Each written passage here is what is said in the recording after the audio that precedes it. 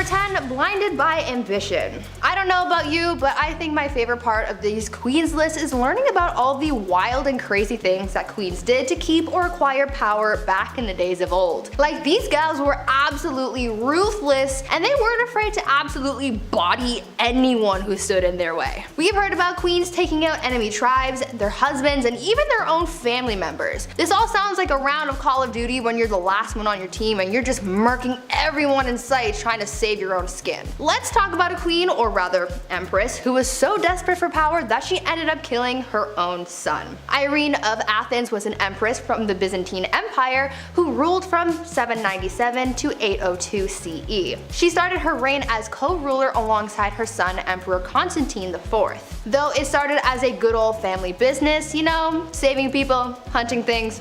Not really. Things went south, as they normally did back then. Irene wanted all the power to herself, and so she sought out to eliminate her competition, her own son. Irene lured her son into the very room that he was born in and gouged his eyes out. Like, ma'am, this is not ice cream. You can't just scoop eyeballs out and make a sundae out of them. Thank you. That's not how that works.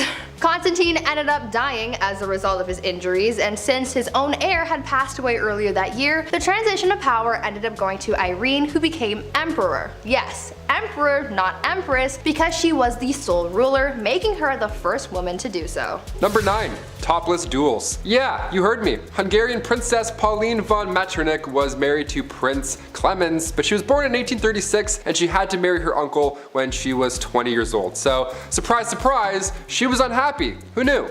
Weird, right? Since the marriage began, her husband was involved in numerous affairs. He liked going after actresses or singers, anyone glamorous or hot or cool. He barely paid any attention to her. That is until, you know, she started to have fun, live a life maybe. Yeah, once she got over this gross prince, she had a great time. She drank, she smoked, she partied, she defied convention, but most notably, her duel in the summer of 1892. She challenged another royal, a countess of the matter, to a duel in nothing but a corset. Now to this day, it's not yet determined who exactly won this duel, this corset poke off, but a princess dueling in the dark after some drinks, that should be a musical, not Frozen. Get out of here. At number 8, no side bays. A bad relationship can really mess you up. Anyone who's been through a bad breakup can tell you that. Not as many people carried that pain with them as much as Catherine de Medici did back in the day. Her didn't even begin to describe how she felt, and she really embodied the pain that she was feeling after having her heart broken. She basically turned into the type of person that was like, if I'm not happy, no one else is gonna be happy either.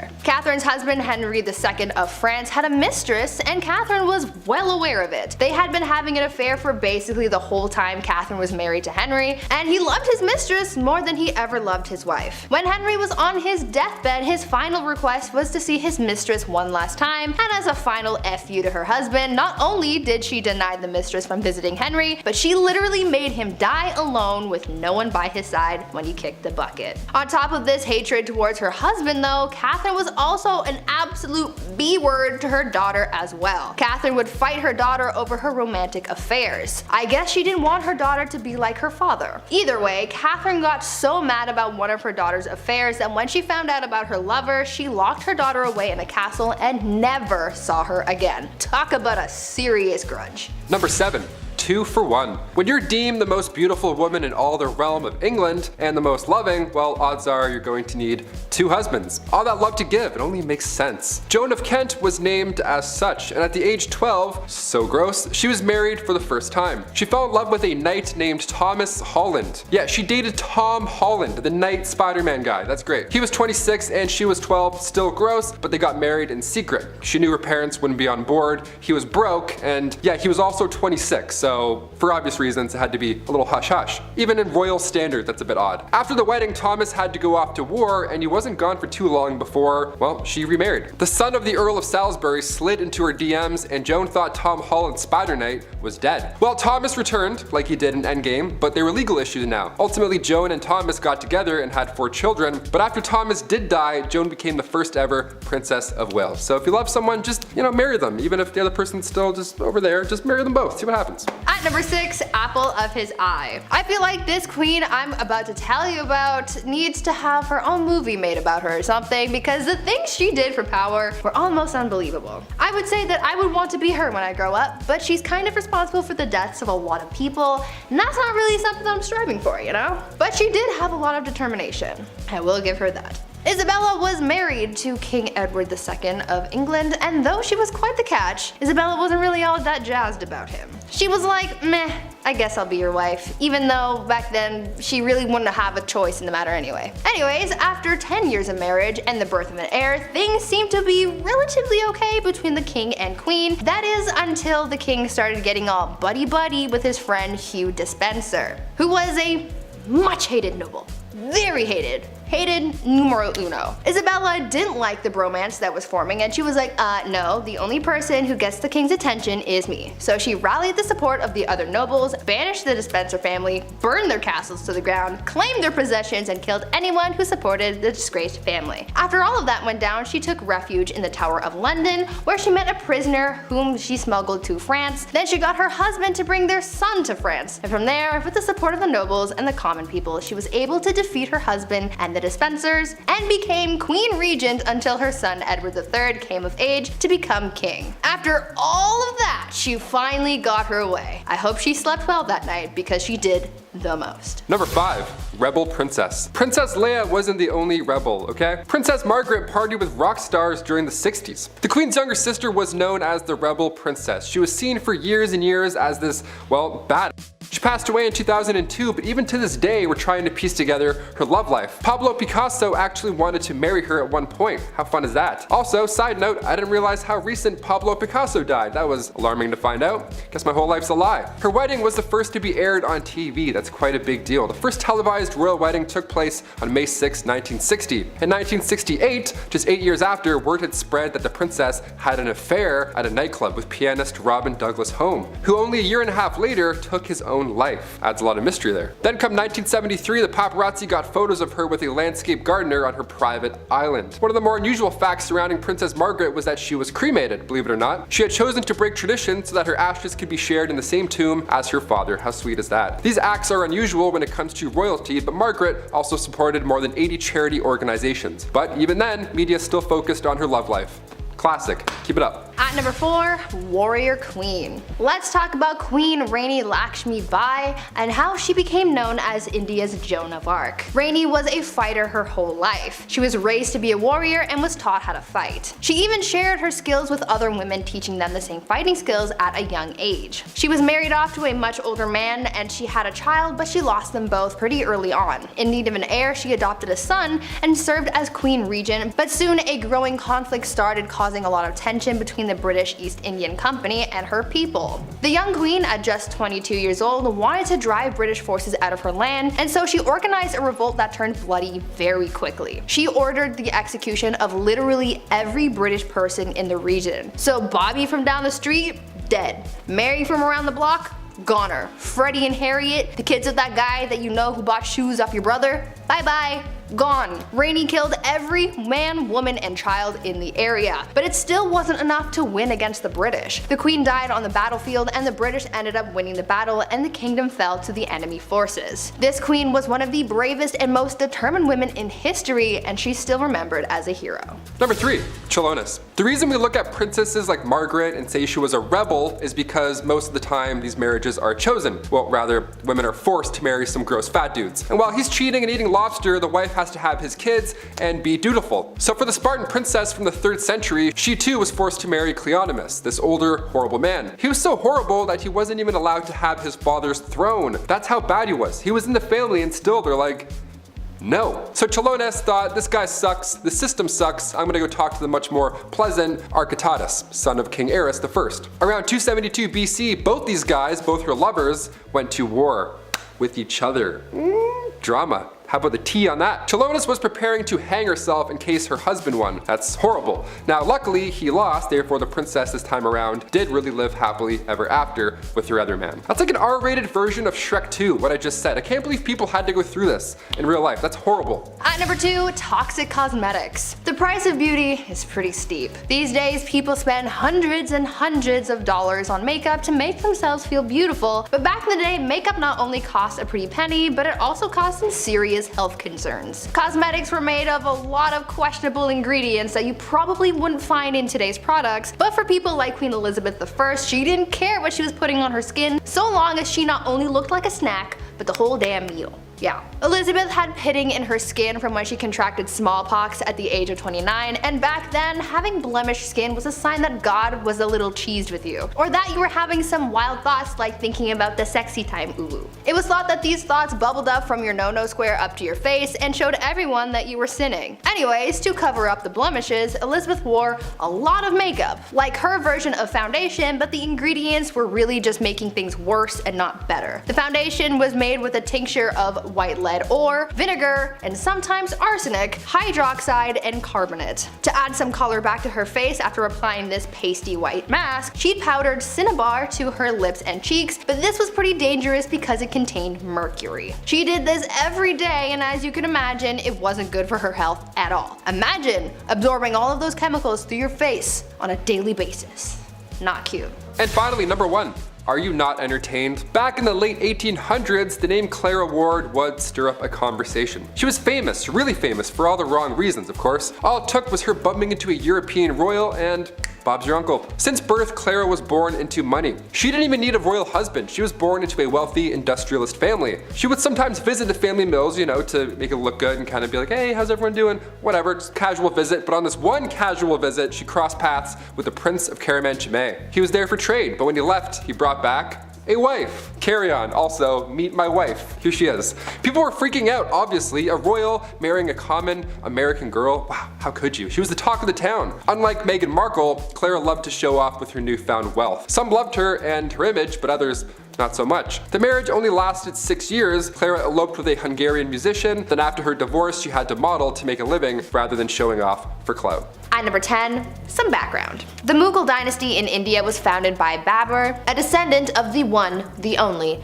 Genghis Khan and Tamerlane. After he defeated a sultan of Delhi named Ibrahim Lodi in 1526, Babur was the first step in the Mughal dynasty that would last for over 3 centuries. To say that the empire was immense is an understatement. The empire ruled over 103 million people, probably even more. The Mughals were rooted in Muslim beliefs and were noted for their well-organized government and cultural sophistication. Many of the rulers tried to integrate the Hindus and Muslims under one state, but as we will find out from this list, it was not an easy thing to do, which ended up causing a lot of strife. Many rulers of the empire flip-flopped back and forth between being merciful and tyrannical towards the Hindus, adding to centuries of oppression. At number 9, blinded. Humayun was set to inherit the throne from his father, much to the jealousy of his brothers.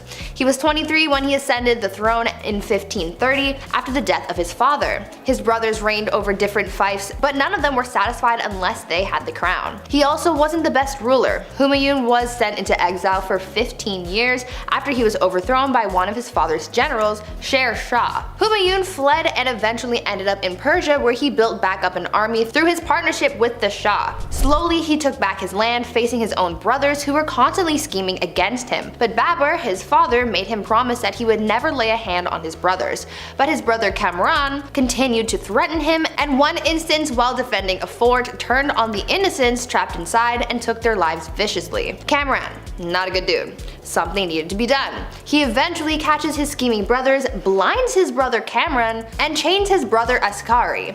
A little messed up, but like, you know, not bad for war.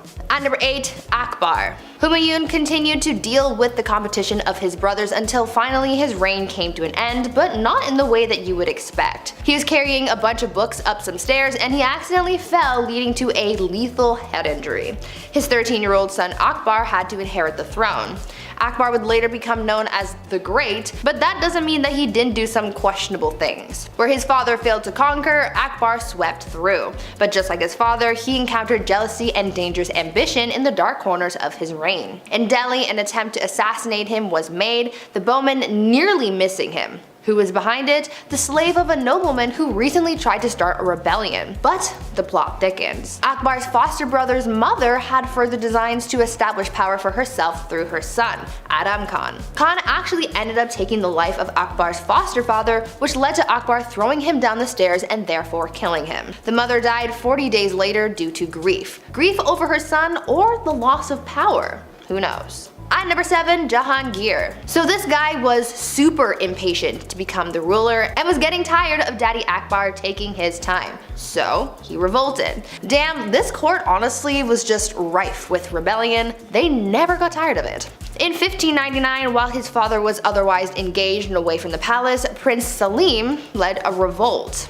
During the revolt, he even skinned a man alive. Akbar was pissed about this and wrote to his son and said, quote, "I have never skinned a bird alive in my life, and you have treated a human being in this manner." Jahangir then went on to conspire against a close advisor of his father named Abul Fazl, whom Jahangir killed in a small battle. Despite Akbar being devastated at his son's behavior, he was the only male heir left to inherit, so on Akbar's deathbed, he forgave his son and implored the nobles to recognize him as a leader. At number 6, sewed to an ox. Now Jahangir was emperor, but the trouble didn't stop there. I saw some sources recognize him as a somewhat benevolent figure, while others said that he was the exact opposite. He was pretty brutal, and his first task was crushing a rebellion against that which his own son began. Apple, not far from the tree. He was traveling to Lahore when he came across two nobles who were sympathetic to his son's cause, so he decided to punish them in a very peculiar and violent way. He ordered that one be sewed to the skin of an ass and the other to an ox.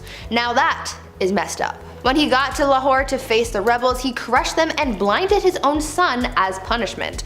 A ruler couldn't have any impediment, so therefore his son could no longer pursue the role. Then he hung his son's followers outside of Taxali Gate. Yeah, so even within the confines of war, this guy had some pretty messed up ideas. At number 5, the horse and his boy. On the less violent end of the spectrum, Jahangir was actually a big fan of the arts, science, and worldly things. Unlike his father, who couldn't read and write, an interesting skill for a ruler not to have, Jahangir was all about it. He really wasn't interested in military, which was a task he left to his son. But he did inherit his father's wealth, and considering he wasn't working in the military, he had time to indulge his curiosity. In his memoirs, there are fantastic paintings of exotic animals. There's a painting of a zebra that has a very funny story behind it. The zebra was being taken as a gift to the Safavid Shah, and it was traveling through the port of the empire. Jahangir heard about it and had it brought to court first, and didn't believe that it was real. He thought that it was a painted horse, so he had people try and wash them off. Only when the paint didn't come off did he realize his mistake and ordered that the wondrous creature be painted. At number 4, Shah Jahan and the Taj Mahal. Okay, so this one isn't messed up for violence or anything, but it is the ultimate love story, and we just can't leave it off this list. There is one part that is messed up to me because, man, I don't even know, but we will get to that. If you've ever been to India, then one of the stops you made on your trips was probably to the Taj Mahal, a breathtaking mausoleum built by the Mughal Emperor Shah Jahan to commemorate the love of his life. Considering how big and intricate it is, you know that their love was bigger than any storybook. An Indian poet called the Taj Mahal a teardrop on the cheek of time, a testament to grief and power. Mumtaz Mahal was Shah Jahan's favorite wife, forsaking all of his other wives just to be with her. They went everywhere together, even on military missions. This is where, from my perspective, where things get crazy. This woman delivered 14 for her husband. 14. Sadly, whilst giving birth to the last, she passed away, inspiring her king to build this massive structure. Both Shah Jahan and his love are buried beneath it. At number 3, brothers at odds. Shah Jahan's rule was considered the golden rule of the Mughal Empire, so how do you top that? Aurangzeb did not even bother trying, and he kinda sucked. He was Shah Jahan's third son, and he was a very military-minded man, showing tactical and strategic military skill and unrivaled determination, whereas his brother was a man of letters and no, not the kind from Supernatural. Aurangzeb wanted power, and so in order to secure his rule, he confined his ailing father to his own palace, caused the death of one of his brothers, and had two more of his brothers, a son and a nephew, executed. He was literally committing fratricide left, right, and center. But it didn't matter to him because he gained control. His desire to prematurely end the lives of those who stood in his way was described as, quote, a wolf thirsting for the blood of his brothers, end quote. You would think that this motivation to gain power and rule on his own terms would mean that he had big plans for the empire, which in a way is true, but those plans and changes led to a lot of oppression, but we will get to that in a bit. At number 2, staked. Before we get into the oppression that Aurangzeb caused to his empire, let's talk about Emperor Farrukh Siyar. Farrukh Siyar was emperor of the Mughal Empire from 1713 to 1719. He was described as an incapable ruler who gave his power to all of his advisors. His rule caused many conspiracies and plots to arise within the court. He caused a lot of people a lot of pain for his plight for power. With the help of his allies, he gave many of his enemies the gift of the big sleep, but by far the most ruthless thing he did was kill Jahandar Shah and Zulfikar Khan Nusrat Jung. What made their deaths so brutal was the fact that when they went the emperor hung their heads on poles, and just to add insult to injury, he made their parents walk at their funeral. Luckily for the people of the Mughal Empire, Farrukh Siyar was killed by unknown assailants at the instructions of his close relatives, putting an end to his awful reign. And finally, at number 1, the Great Oppressor. Aurangzeb's rule sort of had two chapters to it. At first, Aurangzeb was a capable ruler of a mixed Muslim-Hindu empire who was feared yet respected for his vigor and skill, but around 1680, Aurangzeb's rule changed drastically in both policy and attitude. His once unified people of both Muslims and Hindus broke apart, and people of Hindu faith became subordinates, not colleagues. On top of that, Aurangzeb added some more oppression to the mix and not only destroyed Hindu temples, but he also reimposed the jizya tax on non-Muslims, after the tax was initially banned by Emperor Akbar. For the first 20 years of Aurangzeb's rule, he did not impose a tax, but all of a sudden he started demanding these payments, and historians believe that Hindu uprisings are what caused the emperor to act harshly towards the non-Muslim population. This discrimination caused a revolt to unfold that Aurangzeb's third son supported. Aurangzeb spent his last 50 years taking his aggressions out on the Hindus in the empire, and it's for this reason that he is remembered by many as a tyrant. Kicking off the list at number 10, Heart of Glass. Alexandria of Bavaria, the royal who believed she had swallowed a grand piano made of glass. I'm not joking, yeah, she was a princess, so not technically a queen, but this is so insane that I had to kick off this list with it. The 23-year-old Bavarian princess was quite the scholar. She was known to enjoy literature, but she equally put energy into convincing those around her that she'd swallowed a piano made entirely of glass when she was a wee child. She grew up afraid that her inner piano would shatter. We have an inner demon, she has an inner piano made of glass. So she would enter rooms slowly and sideways, I'm not kidding, to, you know, avoid cracking that personal piano problem. Just like King Charles VI, he thought he was going to break at any given moment. Saying you were made of glass was quite an uncommon delusion. The victims were more often than not royalty. They had glass, they watched this fancy material shatter in their hands all the time. No wonder, it probably scared them. There's actually a play on this glass delusion. It's called The Glass Piano by Alex Sobler. Quite recent too, apparently it's a blast. Check it out if you have the chance. We love that. Keep writing plays about glass pianos. This is insane. At number 9, Rosemary's Baby. Back in the days of old, it was very important to the monarchy to have a male heir. Many kings throughout history have been known to get very upset when they weren't given a son to inherit the throne, and they put a lot of pressure on their wives to give them a boy. Why? I don't know. Boy's kinda stuck. Anyway, this probably drove a lot of people crazy, but there is at least one confirmed case of crazy baby fever from Maria Eleonora. She kept trying to have a baby, but when she finally got pregnant, everyone was hoping for a boy. Unfortunately, the odds weren't in her favor, and she gave birth to a little girl instead. People knew that Maria would get absolutely triggered upon learning of her baby's gender, so they kept it a secret from her as long as they could, but eventually they had to tell her, and Maria was pissed. She really went looking for that receipt to return that baby and get a refund or at least a store credit. When she found out the baby was a girl, the queen reacted by saying, quote, "Instead of a son, I am given a daughter, dark and ugly with a great nose and black eyes. Take her from me, I will not have such a monster." End quote. Like, damn, tell her how you really feel. After that, mysterious things started happening to this baby, like a wooden beam mysteriously falling into the baby's crib and somehow accidentally falling down the stairs. Even the nurse once dropped the poor kid onto the stone floor. Like, I get it, you're disappointed, but that's still your kid, and a lot of people aren't given that privilege, so be grateful for your spawn. Number 8. Dirty talk. Going back to the 15th century to Queen Isabella of Spain, now it's not uncommon for queens to brag, be it about their wealth, status, their mans, you name it. But to brag that you've only bathed twice in your life, that's a bit odd. What's the deal with this? Okay, well, back in 537 AD, Rome had 11 aqueducts that ran over about 1,000 public fountains, okay? Over 900 bathhouses included. It was quite important, but when invading Goths cut them off, the Catholic Church literally had no idea how to fix the problem. So instead, they just told everybody that bathing was a sin only practiced by pagans. So at one point in history, you could have ran a bath, thrown in a bath bomb, relaxed for an hour, got out, and then immediately you're a sinner. Worst of the worst too. How dare you having a bath on Monday afternoon, you monster, you pagan monster. The Old Spice guy would have rocked their world. At number 7, Mother Knows Best. I think after hearing about these queens who've done some dark things to get their way, you would think that it's safe to say you don't mess with a woman and her plight for power. Unless you want to end up 6 feet under, that is. One Roman Empress, Julia Agrippina of Rome, was pretty spoiled already. She lived a lavish life, her husband was the emperor, and she had a family. But that just wasn't enough for her, and she wanted it all. Julia was quite ambitious, and she spent most of her early life trying to dethrone her predecessors. She believed that she and her son had a claim to the Roman throne by birthright, and so she bamboozled her way into royalty by tricking her uncle Claudius into changing Roman law so that they could get married. Ew. Suddenly though, after they got married and she became empress, Claudius died, and most people think that Julia had something to do with it. That's likely the case. She and her son Nero went on to rule Rome from 49 to 54 CE.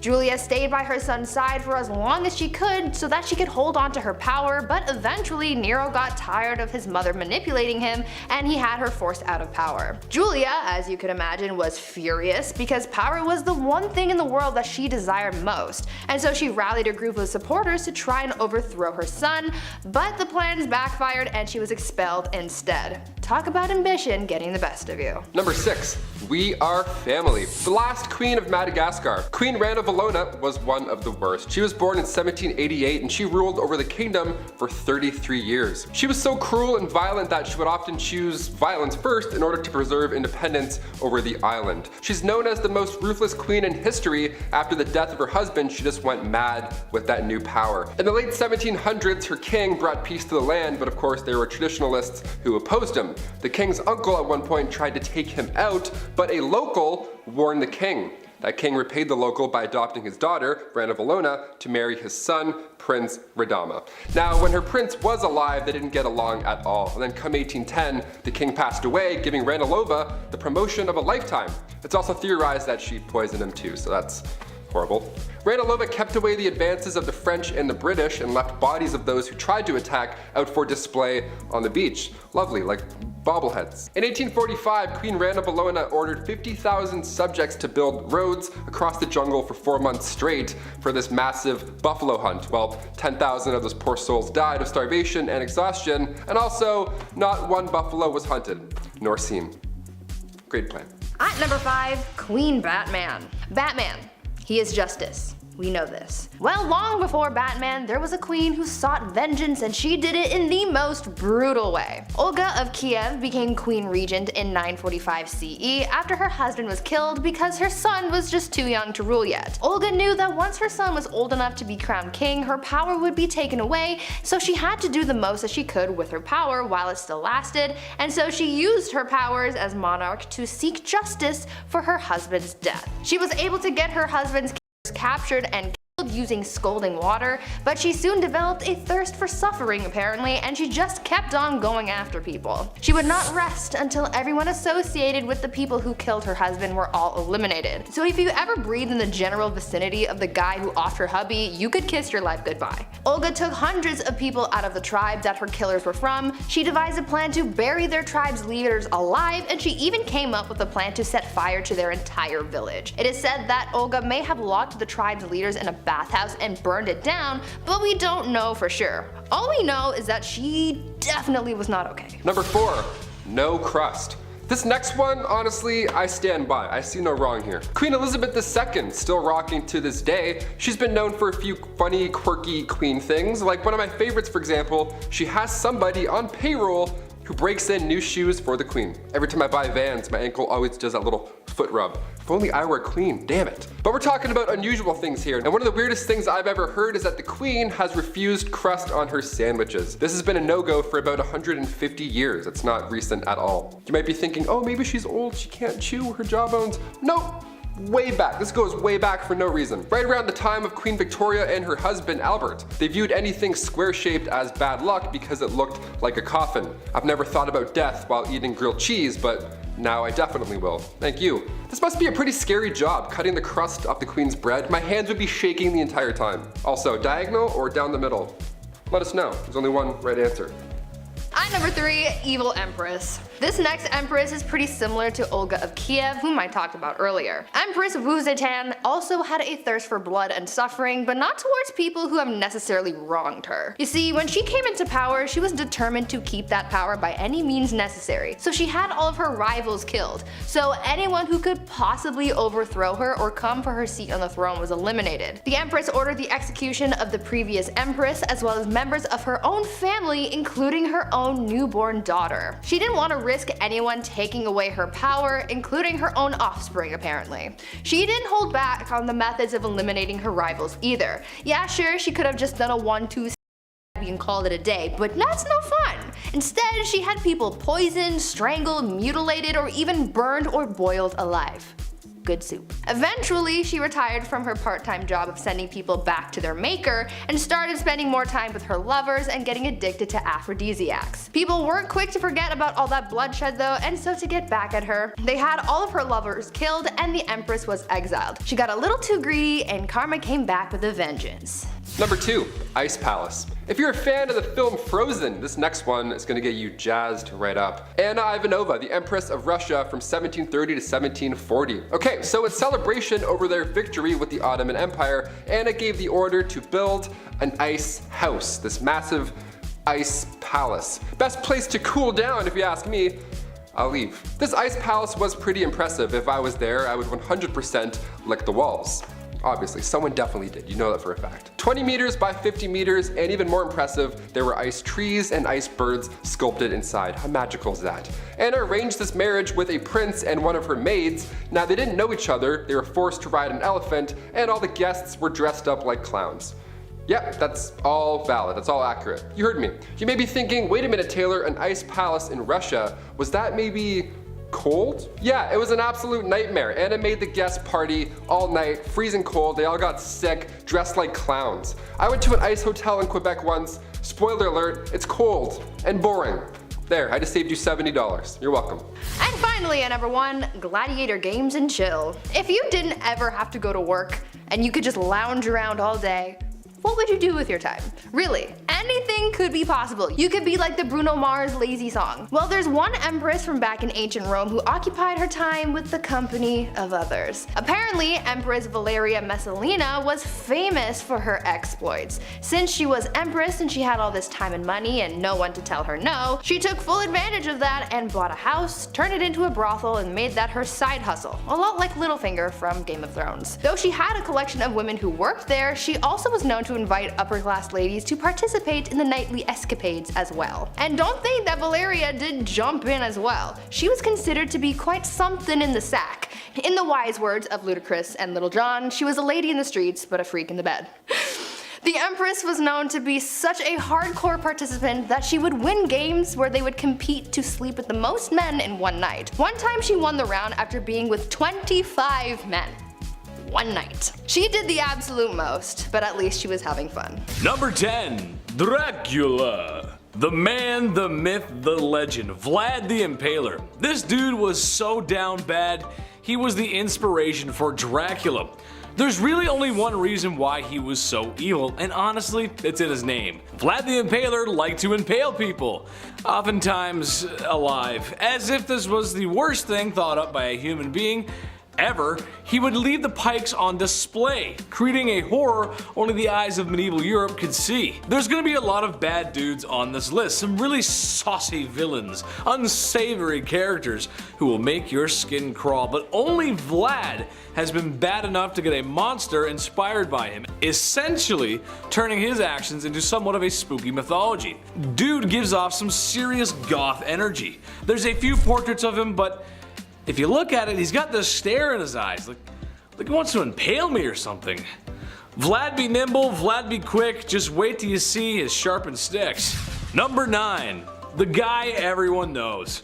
Look, YouTube won't let me say his name, but do we really have to? I mean, it's Mustache Man. Infamous for his bad art and lame book, he was the fascist leader of Germany. The very same leader who forced the world into World War II. Remember that one? Yeah. He's the very same monster who organized the destruction of Jewish peoples in Europe, and if he had his way, probably the whole world. I wouldn't be surprised if you showed a picture of him to anyone on Earth, any country, rich or poor, and they will most likely know who that was. That's the kind of evil that will get you talked about in classes all over the world, and likely for a long time. Eventually, he got what was coming to him, and the world had peace and prosperity, and there was never ever another bad stinky war ever again. Why is he not number 1, you might be asking? Well, that's just because his numbers don't compare to others, which is a very troubling statistic. I'll get to that later. Number 8. Busy man. Most people on this list are not going to need any introduction. Genghis Khan is no exception to that. The Mongol warrior king saw his nomadic empire stretch thousands of miles, being one of history's largest empires. If you've been paying attention in history class, and you should have been, don't skip class or Big Ched will put you in the naughty corner. Bad. Yes, that's right, I just referred to myself in the third person. Speaking of third person, that's how many people Genghis unalived in his bloody conquests. Oh, did I say 3? I actually meant a lot. Did I say a lot? I actually meant a disturbing amount. Some people like to point out that he was accepting of other people's cultures and beliefs. Yes, that is true, but that's after he burned down the village right before he got to yours, and you got forcibly assimilated into his numbers. As you can also imagine, a bloodthirsty barbarian like him did not treat women with much respect. It's Genghis Khan, man. That's just how it do be. Number 7. So long, Bowser. Ivan the Terrible. Okay, sure, Vlad was called the Impaler, but you can kind of take that in a different way, right? Not in that way. All innuendos aside, with a name like Ivan the Terrible, it's kind of hard to work around that.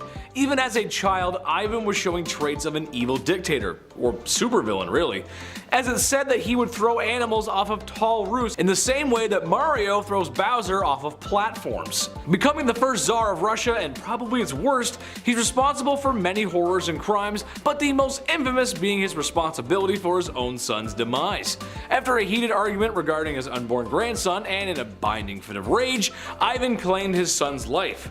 Sure, dads get angry when sons don't help mow the lawns or help take out the trash, but that's going a little far. One minute you're having a fight with your dad, and the next minute you're being carried out by Ghanaian pallbearers. You know, the dancing guys, the memes, the casket, you know? Yeah, it's a joke. Number 6, the Mad Doctor. I love doctors. Shout out to the people working in the medical field right now. I appreciate you. I couldn't even imagine the horror that is medical school though. We all know my track record for reading, and hours upon hours of studying would just be bad for my health. I gotta squeeze more video game time in there, it's just how I work, man. However, one doctor I would not want to cross is Dr. Henry Howard Holmes. He is most likely the inspiration for a lot of horror movies. A serial unaliver, said to have been performing surgeries on animals at a young age, which, again, doing some freaky deaky stuff to animals as a kid is like the red flag of red flags. It's like the only red flag. If that wasn't enough, he used to steal cadavers from the university he was studying at and doing all kinds of not nice things to them, naughty, bad. Having a clear obsession with medical practices and anatomy probably was helpful in disposing of his victims. And like something from Tales of the Crypt Keeper, that's exactly what he did. He constructed a large house, or building really, with trap doors, secret tunnels, and a lot of rooms. A basement where he could dispose of his victims. He would later then open this house of horrors up as a hotel where unknowing people would come to meet their doom. Yes, Tales of the Crypt Keeper. Come check in to the Hotel of Doom. Number 5. Bad Comrade. Stosif Jalin was the leader of the Soviet Union for probably too long. A man who worked his way up the political chain until General Secretary meant leader, which, if you look it up, it's kind of crazy. That itself is a crazy story. He's responsible for a great loss of life. It is estimated in the range of 40 million people. Ooh, yikes. Most spooky evil dudes usually go after an enemy, to someone they consider to not be part of them. He did do this, but a lot of his own people sadly met their ends from the Red Menace too. Organized and deliberate purges of people and famines to starve people. It's safe to say he is and was and always will be one of the worst humans to ever walk the face of the earth. To put it in perspective, Jalin's son was a soldier in World War II, and after being captured by German forces, the Germans thought they had one on the boss. Heck, this was a get out of jail free card, right?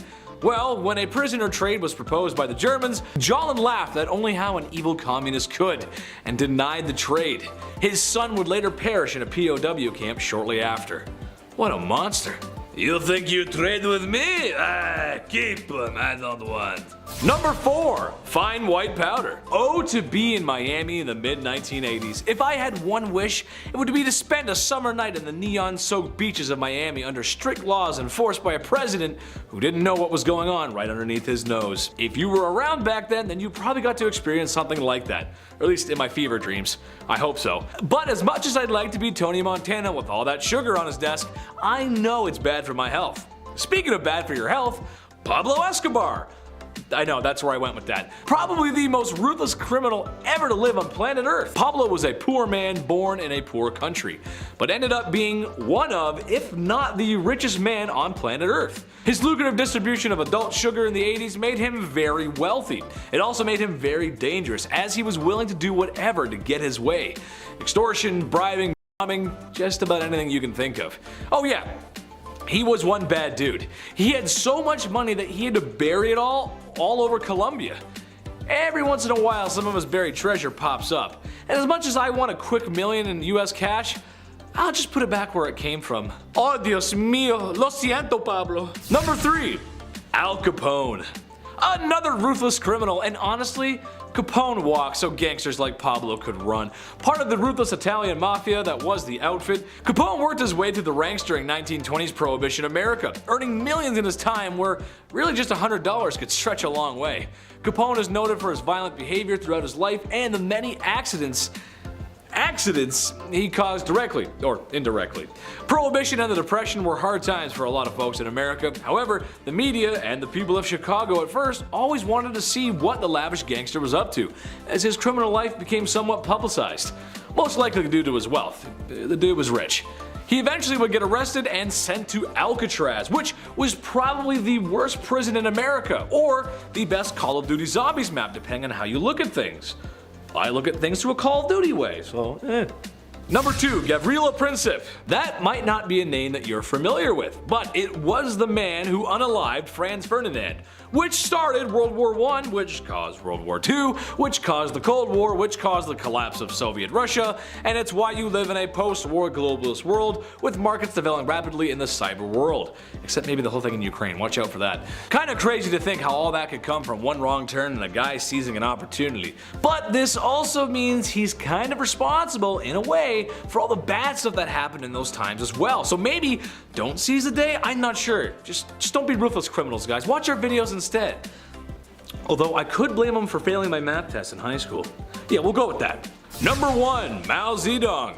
I'd like to come out here and tell you all about the chairman of China, but that simply is just too hot for TV, and if it's too hot for TV, it's too hot for YouTube. Basically, he was the dictator of communist China and is responsible for many lives lost.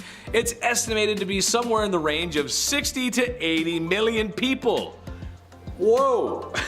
Dude was down bad, the definition of down bad, and although many were told to adore him, there's still a great many people who remember the terrible things he's done. From Beijing to Hong Kong, there's not a person around who doesn't know who he is. If being a no good, rotten person was an Olympic sport, he would have gold medals coming out of his ears. At number 10, the king of hobbies. Everyone has their interests, right? Like, for example, I like video games, and I like watching people scream at their teammates for not helping everyone else out. I'm looking at you, Blake. For kings back in the day, they didn't have people on Rocket League to scream at, so they had to find other interests. For Tsar Peter the Great, he had a lot of interests, and they were all very bizarre. Firstly, he had an obsession with short people, especially dwarves. To him, they were like his real-life dolls or something, and he would hold weddings for them and even hold lavish funerals, complete with small horses pulling a small coffin on a carriage and even a very short priest to hold the ceremony. But other than this obsession with short people, he also dabbled a bit in medicine. He liked watching surgeries be performed like he was trying to be on Grey's Anatomy or something, but when watching the surgeries just wasn't enough for him, he would sometimes perform them himself. Now remember, he's not a doctor, so it's no surprise to learn that these surgeries rarely ever went well and people died. I certainly wouldn't trust him to give me any kind of surgery, but he was a king so he could do whatever he wanted. Peter the Great also loved dentistry. It is said that if you wanted to get all buddy-buddy with the king, all you had to do was let him pull your tooth. Sounds like the guy was one heartbreak away from starting his own medical drama, but in the worst way. Number 9. Banning coffee. This is the worst of the worst, people. Murad IV, Sultan of the Ottoman Empire. The guy banned coffee like an absolute monster. No more triples for you. He was born in 1612, and for the most part, his mother was ruling through him because he was so young. That's often the case with most of these young rulers. They just get, hey, you're 7, now you rule a kingdom, enjoy. It's tough, they're not gonna know what's going on. But when he got a little bit older, he put forth these laws, punishable by death, might I add, in order to get things back on track. That was the key. He banned coffee, tobacco, and alcohol. He would actually disguise himself as a civilian during the nighttime and would wander around aimlessly in hopes that he would find one of these dark roast renegades. If you were caught outside having a quick smoke break, you weren't arrested, you didn't get fined, but rather, Murad IV himself would take your head off right there in the streets. No trial, no jury, just straight to execution. All because you're drinking a Bud Light Lime. At number 8, why you mad? Now this could be a bit of a controversial opinion, but if your name includes the words the mad, I would assume that you're not doing too great, right? I mean, you have to earn that title, and if it's a title that harsh, that simply begs the question, what in the HE double hockey sticks did you do to get that name? Well, for Charles the Mad, he did a lot. Charles became king when he was only 11 years old, so that certainly didn't help his development, and knowing this kind of helps explain a lot of his actions. He was known for getting really angry and throwing fits of rage, and was known to give people the gift of the big sleep, if you know what I mean. Charles didn't always people though, only sometimes. Other times he liked to switch things up. Sometimes he would run around his palace pretending to be a wolf. Other times he would go through phases where he just really didn't want to keep up with his personal hygiene, and he would get so gross that he literally had to be cut out of his own clothes. Now I don't know how long you have to go without bathing to get to that point, but really I don't think I want to know the answer to that question. Charles also thought that he was made of glass, and so he would go through phases where he would sit completely still so that he didn't break. Kind of like Drax from Guardians of the Galaxy, but not as, extraterrestrial. Well, maybe he was. That honestly would explain a lot. Number 7. Party hard. Zhu Huzhou was the emperor of the Ming dynasty in the early 1500s. Now lately we've been talking about kings and queens. We're on part 2s for both now, and there's a good amount who simply just aren't ready. They're too young to rule. Like Joffrey from Game of Thrones. Kings like that actually existed. They were horrible. They were young, they were too young to know what was right and wrong. Plus they usually have some corrupt parents whispering in their ears the entire time. Zhu took the throne at just age 14, and for a while, ministers were confident that he would grow into the role and become the leader that he was born to be. Well, when he got older, he transformed a zoo just outside of Beijing. He transformed it into his own personal brothel. Yum. I mean, on one hand, I'm glad the animals are free, but like a zoo?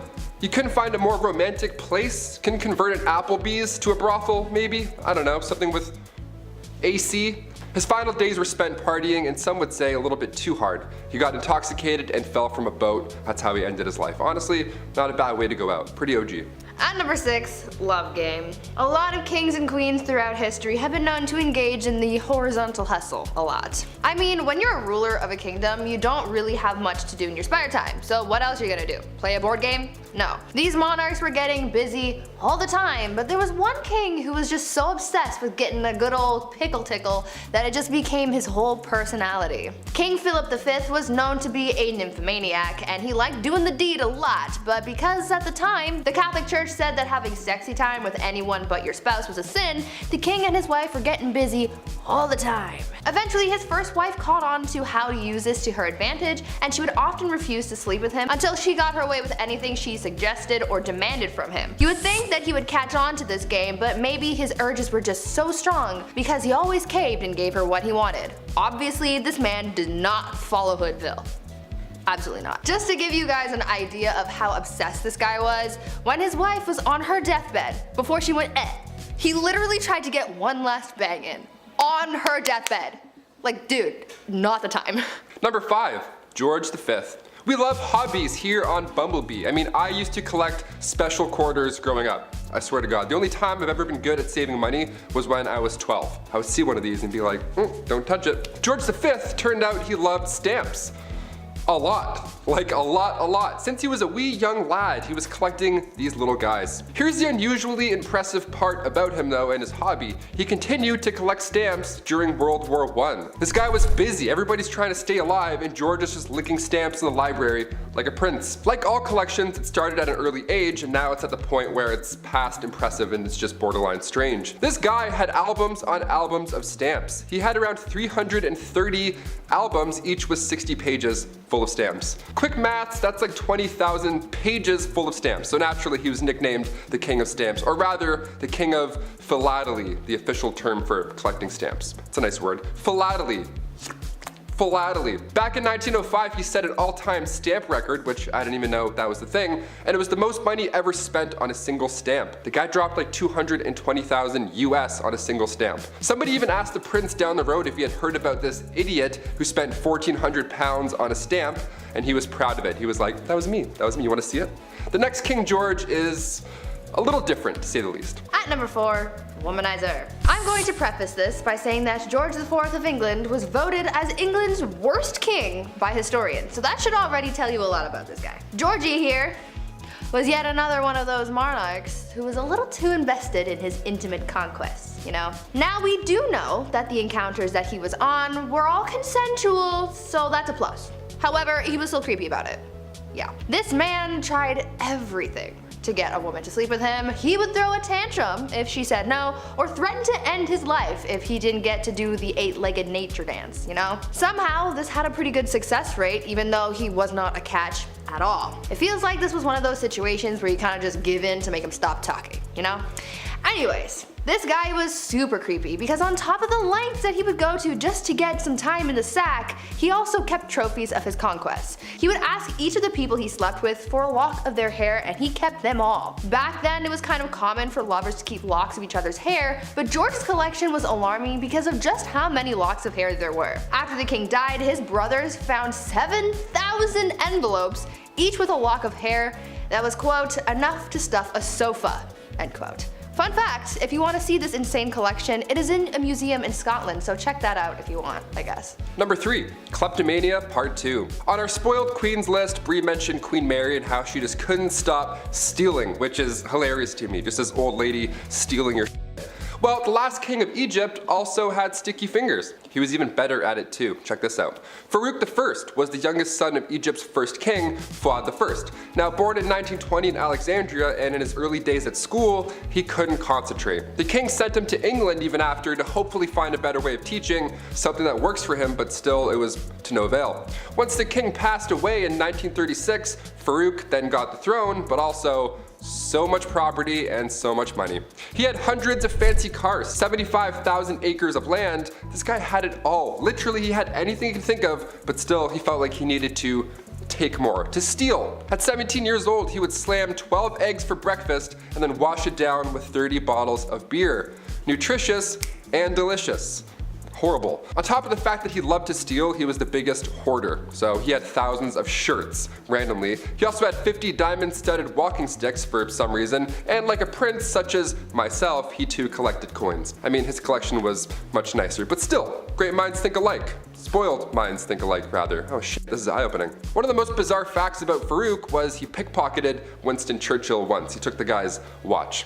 After everything I just said, he still decided to steal his watch. What a gem. We love him. Yeah. At number 2, the king of pettiness. Let's talk about a ruler that the Indian state of Alwar has described as controversial. If his own people are calling him controversial, then you know something's up, and boy, you better strap in because you're in for a wild ride with this one. Maharaja Jai Singh was pretty eccentric in a pretty dark way. He was known to have a temper and act on impulse, and he did some very questionable and downright scary things. He was known to be very competitive and hated to lose. One time while playing polo, he and his team lost, and so in retaliation he blamed the horse he was using and made the horse get extra crispy. He fired his horse. I'm sure you know where I'm going with that. If not, use your noodle, I don't know. Unfortunately, the cruelty towards living things didn't stop at animals, and he was also known to kidnap women from the streets and go all criminal minds on them. On a slightly lighter note, though, the Maharaja was also known to be very petty. Once he went into a Rolls-Royce dealership, and the person working there thought that he was broke and ignored him. Thinking that this was insanely rude, he bought 7 Rolls-Royces, sent them back to India, and used them to pick up garbage. This guy was really just doing the absolute most. And coming in at our number 1 spot, King Ludwig II. Home renovation shows rock my world. I can watch Love It or List It for months at a time. It's the dream, building your own home one day, and if you're a king, well, it's pretty easy to get that done. In our Spoiled Queens Part 2, I mentioned a princess that had a house made of ice, literal ice. Well, King Ludwig II had numerous castles built to resemble fairy tales. Literally, like fairy tales. I gotta admit, I kind of love this a lot. Ludwig was only 18 when he became the King of Bavaria in 1864, and then he had castles, like castles, more than one, built after he was inspired from romantic literature and spending some time at the opera. The kid was a dreamer, you gotta love it. He would spend his nights in one castle looking through a telescope at his new castle being built, so he would just watch it all night. That's like the king's way of waiting for your Amazon delivery. Just standing there, just like, oh, it's coming. 17 years and it's done. Just 4 years in, he designed his own castle, and to this day, it's one of the most photographed places in the world. Neuschwanstein Castle. Go check it out. It's literally a paradise. At number 10, kleptomania. If you were a queen, then you would think that you had enough money to just buy whatever your little heart desired. Though that may be true, there was at least one famous queen who just straight up stole things just because she could. Queen Mary, Queen Elizabeth's grandmother, was quite the kleptomaniac, and no matter how hard people tried to avoid having their things stolen by her, it just never worked. When the queen would visit someone's house, she would walk around looking at whatever knickknacks you had lying around, and when she found something that she liked, she would stand there and just sigh super loudly to get someone's attention. Much like how my dog used to sigh dramatically when he wanted food. Anyways, usually when someone heard the sigh, they knew that this was a sign that the queen wanted whatever she was gazing upon. Sometimes the homeowner would just give whatever it was to the queen as a gift.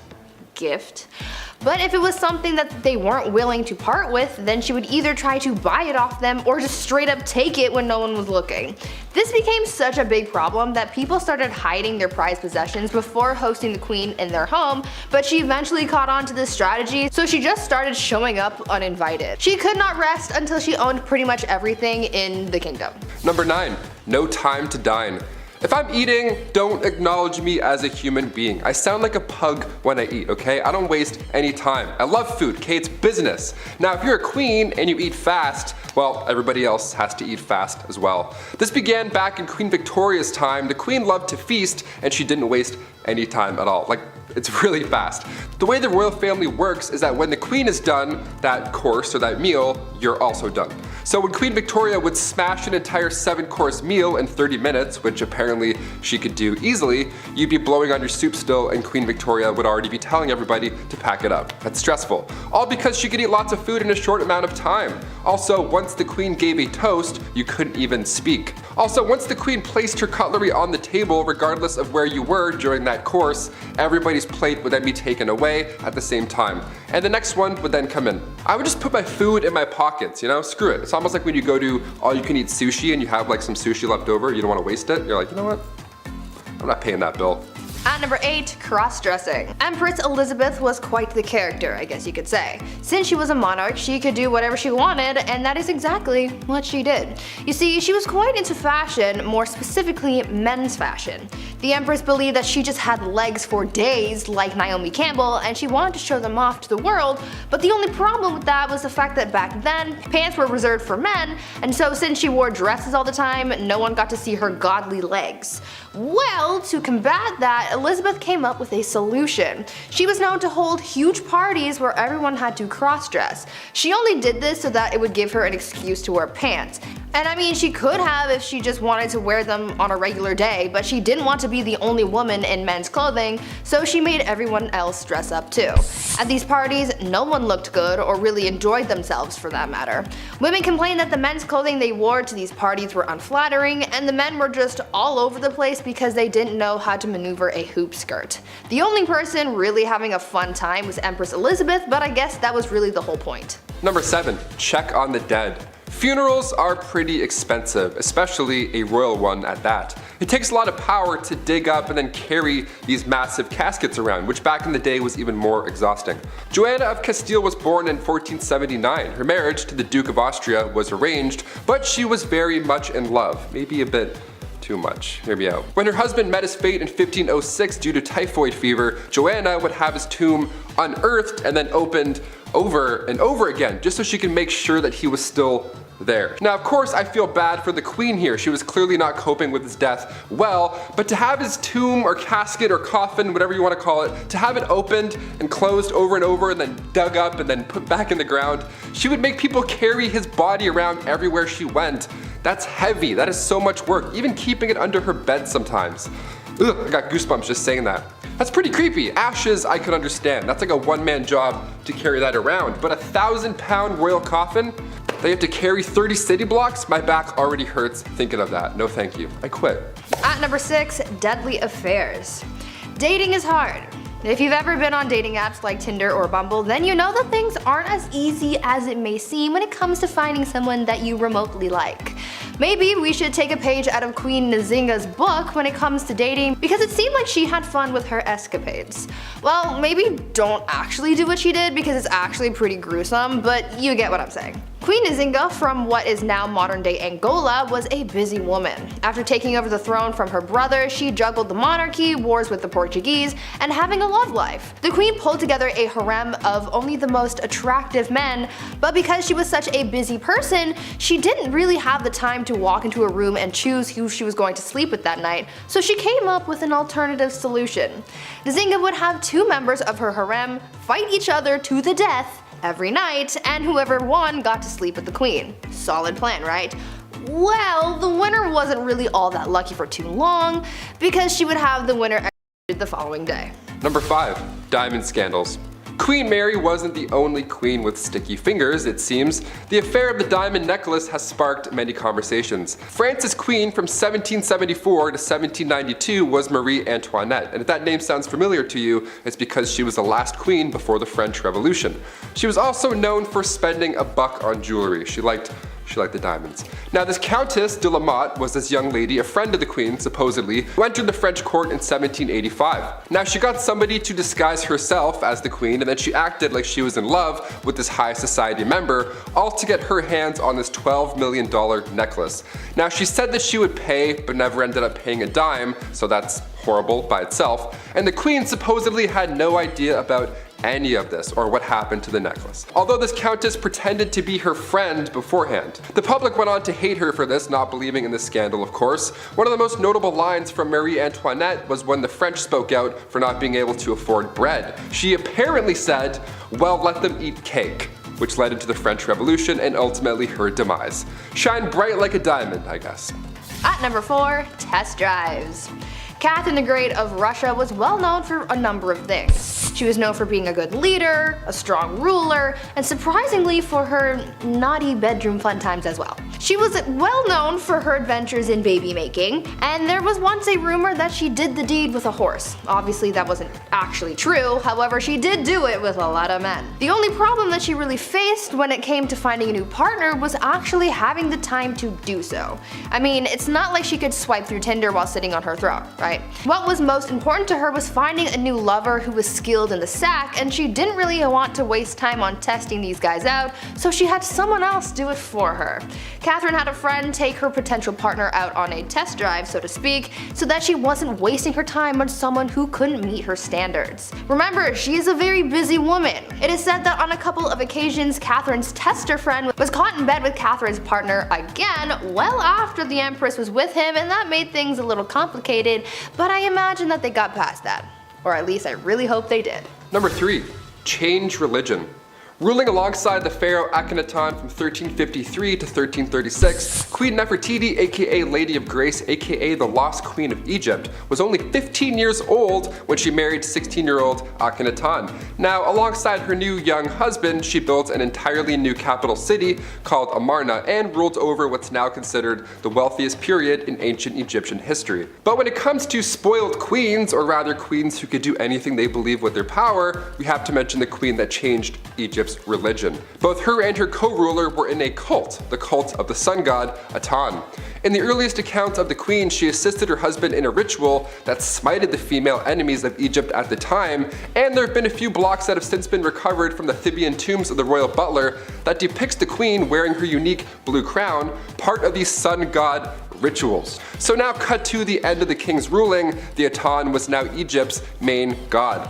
Some queens change laws, others change religion. At number 2, fake village. Imagine being so privileged and so disconnected from the world that you pretend to be poor for fun. Well, that's pretty much what Marie Antoinette did. This French queen was known for her lavish and opulent lifestyle, and that's really the only life that she knew. Apparently, living the life of a rich queen started to get a little boring for her, and she wanted to find an escape, and so she got her people to build a fake village for her so that she could pretend to be a commoner. This fake village included 11 cottages, a lake, a water mill, a working dairy, a windmill, a barn, and other quote-unquote peasant buildings. Marie apparently loved this little peasant village, and she would bring other people to enjoy it too. When she brought her guests to the village, she expected them to yes-and their way through the day and really immerse themselves into their role of a common person. She would even tell her ladies to ditch the ball gowns and wear something simple to blend in. Marie even took her kids to the fake village to teach them about farming. Even though she loved her pretend peasant lifestyle, it still didn't help her bond with the real common people, and it certainly didn't save her from the guillotine. And finally, coming in at a number 1 spot, surprise entrance. The last true pharaoh of Egypt, Cleopatra VII, ruled from 69 to 30 BC. She's known mainly for her love interests, of course her two mans, Mark Antony and Julius Caesar. And to this day we're still trying to uncover more dazzling details of the lost queen. Now she ruled alongside her young brother, and her life was much more than being just beautiful, which is what everyone seems to focus on more than anything. Both children were assigned to the throne, Cleopatra being 18 and little bro being 10 years old. So Cleopatra, being a little older, therefore a little wiser, became the ruler. A couple of years passed, and eventually Cleopatra was pushed out of Alexandria over her greed for power, classic, but her little brother, equally a co-ruler, had her driven out. He was jealous, and honestly, I'm the youngest in my family, I kinda get it. But Cleopatra wasn't quite done yet. She had a few tricks up her sleeve. Believing she was the goddess Isis, reborn, this beautiful goddess, Cleopatra made these dazzling entrances whenever she could, most notably in 48 BC, right when Caesar arrived in Alexandria during that family feud with Ptolemy VIII. She wanted to meet the Roman general, but she couldn't be seen because there was a little bit of family beef, so she had herself wrapped up in a linen sack and then personally delivered to Caesar's bedroom. Hashtag your order has arrived. Surprise. Now she won the heart of Rome's future dictator here, obviously, and eventually she regained Egypt's throne. Her brother wasn't too fond of this alliance, and in the following battle, he drowned in the Nile River, resulting in Cleopatra's return to power. Number 10. Heraclitus. Heraclitus was an ancient Greek pre-Socratic philosopher. Little is known of Heraclitus' life. He wrote a single work, only fragments of which only survived. Critical of other philosophers, he had a dim view of humanity, he loathed mobs and democracy, and preferred rule by a few wise men. a concept that Plato later distilled into the notion that the ideal ruler would be a philosopher king. He thought wealth was a form of punishment and wished upon his fellow Espians, whom he hated, that they become wealthy as a punishment for their sins. He came to a weird end as a result of his affliction with dropsy or edema, a very painful accumulation of fluids beneath the skin and in the body's cavities. Doctors couldn't help him, so the self-taught philosopher sought to apply his self-teachings to medicine and heal himself. Heraclitus tried to innovate a cure where he covered himself in cow dung, and the reason was that the warmth of the manure would dry and draw out of him the noxious damp humor or the fluids accumulated beneath his skin. Number 9. Gerhard Lebertschert von Blücher. If I butchered that name, my bad. Blücher was a head case and everybody knew it. However, he was still a great combat leader, and for all of that, so his superiors would put up with his crazy and continued to steadily promote him up the ranks. He had beef with the Prussian monarch as he insulted him during his resignation, but when he tried to retire to be a farmer, he missed being out on the field, and so he tried to enlist back. But the Prussian monarch remembers a face, and he blocked him on all social media from ever DMing him ever again. It wouldn't be till 15 years later when the ban was finally lifted after the monarch had died, and Blücher was able to get back into the war. This, and also despite his extremely weird and bizarre behavior and his beliefs, among his nuttier delusion, which came and went over the years, he truly believed that a Frenchman had impregnated him. As a result, for some time, Blücher was convinced that he was going to give birth to a baby elephant at any time, at any moment, even right now. Either way, he was still a key role in defending Napoleon in 1813 during the Battle of Leipzig. As his military tactics were incredible, so were the thoughts in his head, which is why the military and the army still held on to him even though he was a pretty wacky guy. Even one army staff had said, he must lead even if he has 100 elephants inside him, and I still love that so much. Number 8. George Gordon Byron. At some point in our lives, we might be blessed with a hot, steamy romance, and if not, don't worry, honey, it is coming. But for England's most infamous poet, Lord Byron, he was a sentimental kind of lover, and he also had a very close, intimate relationship with his own sister, where they also produced an offspring together. Nice. But despite his relationship with his sibling, he'd also have multiple relationships with different people. The flamboyant poet was always having an affair, especially one with a Lady Caroline Lamb, who at first didn't want anything to do with him, but she allowed his advances. When Byron dumped her, she turned into a stalker and pursued him relentlessly, which again, she was at peace before you met her, Byron, and so you should have just left her alone. Now you played yourself, didn't you? At that point, she broke into his house and wrote "Remember Me" all over his desk. Byron then decided to write a diss track, Wild and Out style, and had the poem called Remember Thee, Remember Thee, and it goes like this. Remember thee, till leech quench life's burning steam. Remorse and shame shall cling to thee and haunt thee like a feverish dream. Remember thee, I doubt it not. Thy husband too shall think of thee. By neither shalt thou be forgot, thou false to him, thou fiend to me. Dang! Sorry. Anyways, he died after catching a fever in some Greek backwater at the age of 36. Number 7. Anneliese Michael. Of course, I gotta mention Anneliese Michael, and if you don't know her, you will now. She was the first ever recorded exorcism on tape. Inspiring the renowned film The Exorcism of Emily Rose, she was ranked as one of the most extraordinary and odd cases up to date. In fact, her case has resonated so many skeptics, religious dogmatists, and even medical professions that it still begs the question, what happened to her? What happened to Anneliese Michael? At the age of 16, she experienced multiple episodes of body compulsions, and even though she was diagnosed with temporal lobed epilepsy, which followed up with her experiences with symptoms like seizures, loss of memory, and hallucinations, she was often given medication and practically did nothing. She would say that she would see the devil, hear demons in her head, and she was damned and she would rot in hell, and when her family sought out help from the church, priest Ernest Alt would then get a local bishop to consent an exorcism. Over the next 10 months, they would conduct over 67 exorcisms on Michael, and in these sessions, Michael would then claim she was possessed by Lucifer, Cain, Judas, Adolf, and Nero. However, during these 10 months, her bodies would deteriorate from lack of eating, excessive prayer, which broke her knees, and she would die from malnutrition and dehydration. The priest and her parents were then imprisoned and charged for negligence for her death, as her case was very extraordinary, but regardless of what happened to her, it was still struck with tragedy and lasting consequences. Number 6. King Charles VI.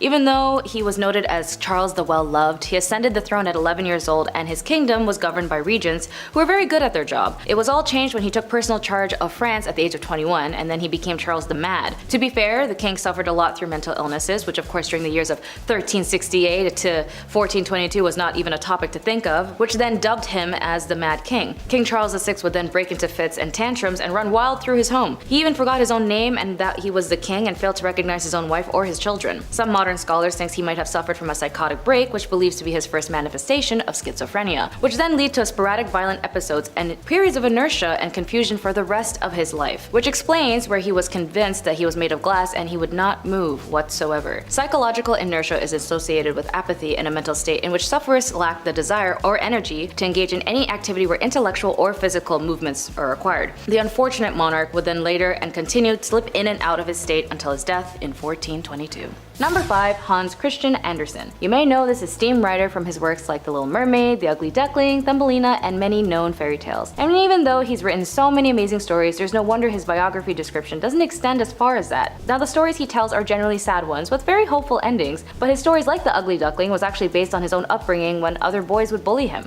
But hey, look at him! He's super famous with so many noted hits. But of course you're probably wondering, why is he even on this list? Well, I never shame anyone on what they do in their time, after all it's your body, but historians have noted that he was a chronic self-toucher, if you catch my drift. In fact, he had a whole Google Calendar and Microsoft to-do list to track whenever he needed to pleasure himself. He even put it in his diary with a pair of plus signs whenever he went downtown on himself, and sometimes he'd even talk to adult workers, and if they reject him, he would just go back home and have a whole field day alone in his room. So if you ever saw this man's journal entries and saw a bunch of plus signs, you know that he was pretty busy that day. He was also the type of guy who also fed off of rejection, and so he would always reach out for the stars and write deep love letters to the women who rejected him. And when they did, he'd go home, essentially get into bed, and write some more plus signs. Now that's self-love.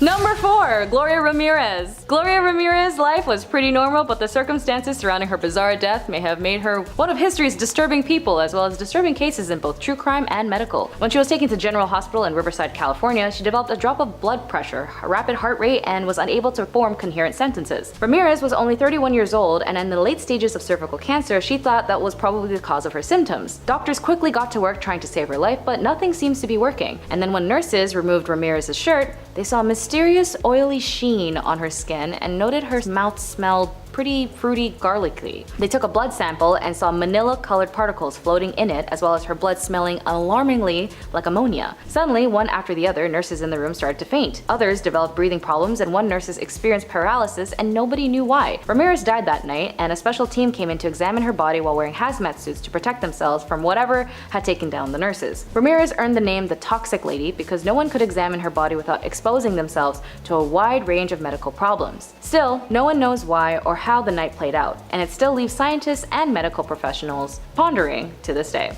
Number 3. Carl Tanzler. Gotta love true crime moment when it comes to history with Carl Tanzler's twisted mentality, as he is definitely going to be mentioned here on this list. He was a physician who lived a pretty normal life until he found love with his patient, Maria Elena Mila Grody Hoyos. She was a 22-year-old Cuban-American woman who was brought to the Florida hospital where Tanzler worked. To him, it was literally love at first sight. When he was young, he had a dream a dark-haired woman was destined to be his true love and was convinced Hoyos must be that woman. He really felt like he manifested her. Anyways, TB or tuberculosis is still a deadly disease that affects the lungs and causes pneumonia, but that didn't stop Carl from professing his love and showering her with gifts. He was her main care provider, and he would take care of her as much as long as she lived. But unfortunately, she did pass away after a few months later, and Carl was heartbroken. With her parents' blessing, Tanzler purchased an expensive mausoleum for Maria to be buried in, but once her body was locked in, it was apparent that Carlos was the only one that had the key. So for 7 years, he kept her body at his house and would practically dress her corpse up like a doll, use plaster, coat hangers, and wires to preserve her body. Her family found out, and he was then arrested, but then due to statute of limitations of his crime, he was let go. Number 2. Hetty Green. During the years of the Civil War, millionaires could get away with almost any eccentric behavior. I mean, even now they can still do it. No one's stopping them. Born the daughter of a prosperous family in 1837, Hetty Green was thriving, but it wasn't until she married another rich man that she really blew up financially. In an unusual move for the time, Hetty negotiated a prenuptial contract that kept the couple's finances strictly separated, to which Egret agreed without hesitation, and Hetty divorced him when the bank used her money as if it was his. Later on, Edward actually filed for bankruptcy, and Edward's worldly assets consisted of only $40 and a gold watch. Honestly, she called it when she knew something was up with that prenup. All her life, Hetty had been careful with money, starting with a modest inheritance and a few tips from her grandfather that he left. Despite her wealth, she was actually very cheap, which to be honest is actually a good habit no matter what financial status you are. Being frugal can be a good thing, but for Hetty, she might have taken it too far. When her son Ned broke his leg as a child, she actually tried to set the leg herself because she didn't want to pay for a doctor. When that didn't work, she disguised herself and her son as paupers and tried to get into the clinic for free. They figured out that they weren't poor and they kicked them out. Apparently, she did finally consent to pay for medical care when Ned's leg got infected and had to be amputated. Because of this frugalness, even to sacrifice the well-being of her own children, despite being a billionaire, she's still considered a pretty disturbing person in history. Number 1, Henry Cyril Paget. I feel like even though to me he wasn't necessarily disturbing, if I didn't put him at number 1, he might have been a little annoyed. Born as the 5th Marquis of Anglesey, Lord Paget, and Earl of Uxbridge, he was also known as the Dancing Marquis. Henry Cyril Paget was always considered the black sheep of the family for his fabulous fashion sense, no restrictions of transparent silks, and because of this, his poor financial spendings that left him £700,000 in debt, which today, in this world, compared to the 19th century, was over £60 million. And if you're an American, that's $74 million. Canadians, that's $93 million.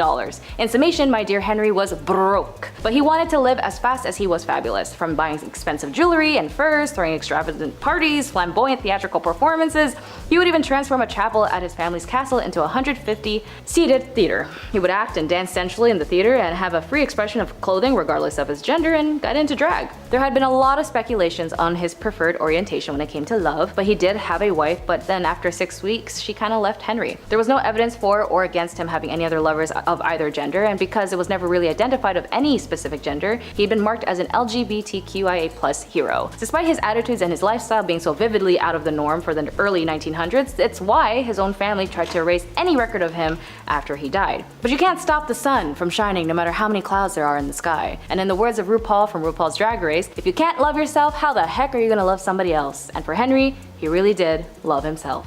At number 10, royal enemas. Apparently, back in the day, enemas were all the rage amongst the elite. It was believed that enemas were good for your health, so everyone was doing it to try and live a little longer than the rest of those commoners and peasants. One person who really just couldn't get enough enemas in his life was King Louis XIV. It is believed that over the course of his life, Louis XIV received thousands of enemas. When I tell you this guy was obsessed, I'm not kidding. One year, Louis received 212 enemas in just the 1 year. And of course, he had to make his enemas a little jazzy and couldn't just use water like any other person. Oh no. My guy was using things like almond milk. His enemas were also sometimes scented with orange or rose, and sometimes even colored just to make it a little more special. To get an idea of just how obsessed the elite were with receiving enemas, just think about the fact that a French duchess once received one during a court ball. The duchess was in the middle of having a conversation with Louis XIV, and during this conversation, one of her maids came over, snuck under her dress, and gave the duchess an enema on the spot. Ew.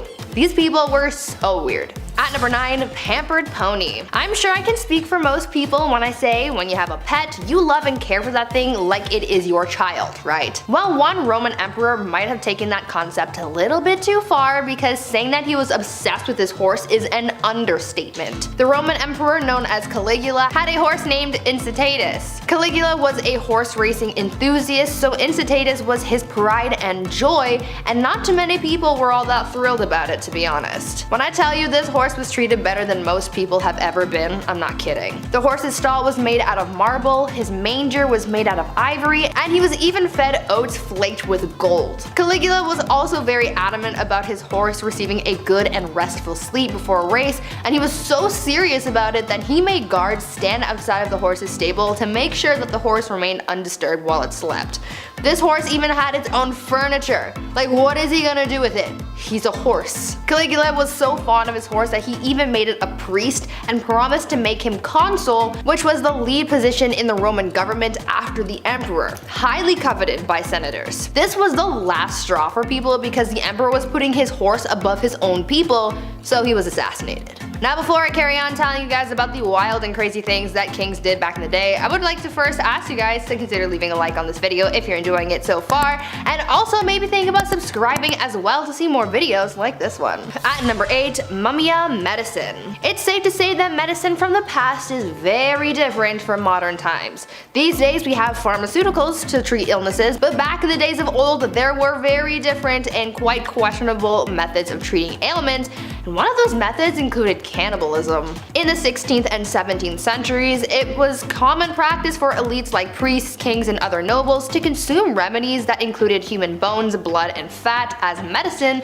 to treat ailments from headaches to epilepsy, and this practice was called mumia medicine. At first, it started with people using Egyptian mummies and skulls from Irish graves for use in medicine, as bones would be ground and used in different tinctures for various uses. But soon, other parts of the body started to be used. Human fat was later used to treat ailments on the outside of the body, and blood would be consumed as well, as it was believed to contain the vitality of life. Several monarchs were known to use mumia medicine, like Charles II and William II of England, Francois I of France, and Christian IV of Denmark. At number 7, kissing sheets. For thousands of years, monarchs worried about the threat of being poisoned by their enemies, and so they thought of an array of precautions to take in order to prevent being taken out by some kind of spicy death sauce or something. Many monarchs hired tasters to try their food before it was given to the king to make sure that it wasn't poisoned, but some monarchs were also afraid of being poisoned through something that they touched. This is why Henry VIII hired someone with a very important job to make sure that his bed wasn't poisoned. The person who was tasked with making the king's bed was also required to kiss every part of his bed in the morning. They would kiss the pillows, sheets, and blankets to prove that someone hadn't smeared poison on it. The king was also concerned with people poisoning clothing too,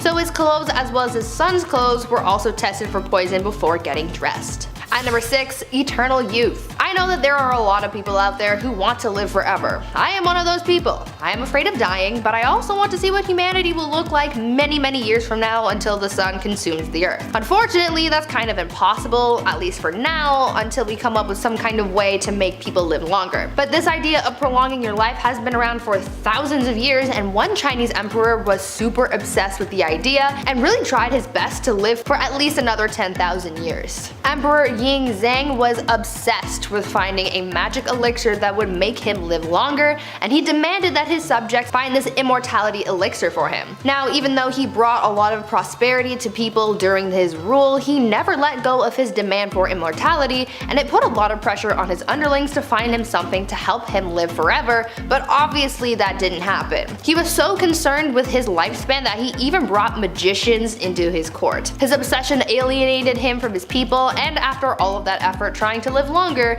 he died at the age of 49. At number 5, no bathing.